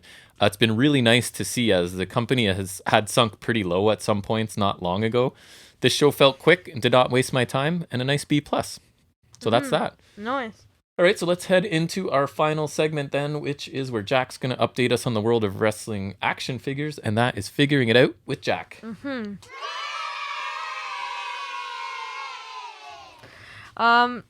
So WWE Fan Takeover Elite Series 1, Shayna Baszler and Seth Rollins have been added on Ringside's website. For some reason I don't know, Adam Cole and Ricky Steamboat, who are the other half of the set, are not available. But this is helpful though, as the Fan Takeover line is Target exclusive, which is kind of not really available here. And so, I don't know, so I think I have to pay duty and whatnot, but these at least are accessible. And so Baszler is from NXT April 17th, 2019, and so the fans actually voted on the attires, and so this one beat out NXT TakeOver Phoenix and TakeOver Toronto. And then the Seth Rollins is from WrestleMania 35, which beat out Survivor Series 2019, and the SummerSlam 2018, which is Thanos Rollins. And I really hope these figures find their way to Target eventually, because I really want the Rollins and the Baszler, and also the Adam Cole, and then the Johnny Gargano from Series 2 looks really cool as well. We don't even have Target here, though. No, I know, but we've gone, I got the Legends Elite Eddie Guerrero. That was Target exclusive. That's true. I think they end up at Toys R Us, right? Because that's basically our Target. Because we have no other option. Right, the U.S. doesn't have Toys R Us, right? That is correct. And also those NXT TakeOver Elites are Target exclusive. Right. Which we've gotten. And then the other thing is AEW Unrivaled 6 has been revealed, so we got Hikaru Shida in red, who comes with the AEW Women's title. We got Jake Hager in black and kind of gold yellow, just like the shorts and whatever. He's got a cloth hoodie. Nice. Like a short sleeve hoodie. We've got Chris Jericho in the black with the yellow highlights. I think that was that might be from Revolution. Oh yeah. I think it was. He's got a new Screaming Head, which looks really cool. I think it looks exactly like him. He's got a neck bandana, and he's got the AEW title, which makes me think it's from Revolution, but I'm not sure. I'm almost positive. Speaking of figures, I'll tell them that I told you that Britt Baker line where she said, I think it was a tweet or whatever, that if Christian Cage ends up with a figure before she does, she's retiring, which I thought was pretty funny. Next we got MJF in black and gold as well. He looks pretty cool. He's got the Dynamite diamond ring, like the hand. Yeah, that's cool. So you wouldn't have to get the Series 2 chase anymore for that, because those are impossible to get. Right. And then we've got Phoenix and Penta in the black and gold, and that Penta, man, looks amazing. That does look really nice. It looks so good. Phoenix looks sick too, but I'm a sucker for black and gold. That Penta, though. The Raptors black and gold uniforms are amazing. It's so good.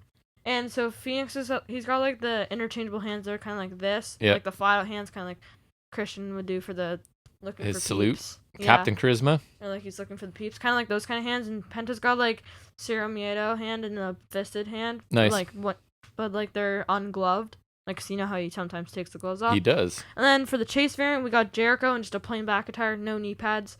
He's got this cool cloth jacket that's think black and think that's purple, and he's got the AEW title and some sunglasses, same scan, but the accessories are pretty cool. Yep. The figure itself, it's literally just plain black, but the accessories are cool. And then the rare variant is Hager in camo shorts. He's got an inner circle shirt, which it looks fine. It's Hager, it's whatever. Okay. Yeah. But so a good set, but yeah, I really want those Lucha Bros though. And that's it? Yep. Only thing I forgot to mention in any other wrestling business was I watched NXT UK just as you were finishing lunch today, right? Two things I wanted to say. Noam Dar's pretty interesting, and the Supernova sessions, he had Dragunov on this week, and I thought he was really funny, because Dragunov's whole thing right now is that he's having trouble containing his rage, right? And he's hurting people. So Noam Dar had him on trying to make it seem like he was doing everything to help him Dragunov stay calm, but in reality it was all just stuff to mock him and make him more angry. So it's a spa setting and he's wearing a robe and he had a stuffed animal therapy dog for him and stuff. So I thought it was cool. And then the NXT Heritage Cup Championship with Bate and A-Kid. Still don't understand why a cup is a title. But... first two rounds were really technical with not much going on. No pinfalls at all. Picked up round 3, 4, and 5. Really good match by the end of it. Ended up going into the 6th round, sudden death, where Bate picked up a win a minute into it with a sit-down pin counter. Thought it was a really strong match, so that I would say people could probably check that out. But yeah, I'm enjoying NXT UK right now. Nice. So sorry, I snuck that in because I forgot in any other wrestling business. But that brings us to the end of episode 44. You can expect me back on Monday, probably doing another solo mission for Ring of Honor, unless you want to join me because it's a holiday. We can see how that goes. True. But anyways, I'll be back for that. And then I don't see any bonus episodes coming out this week, I don't think. Next week, though. Well, actually, depends how soon we can get Double or Nothing out. Right. But anyways, worst case scenario, we'll for sure be back here on Saturday with episode 45 around the same time. So we hope to see you all back here then. And until then, take care.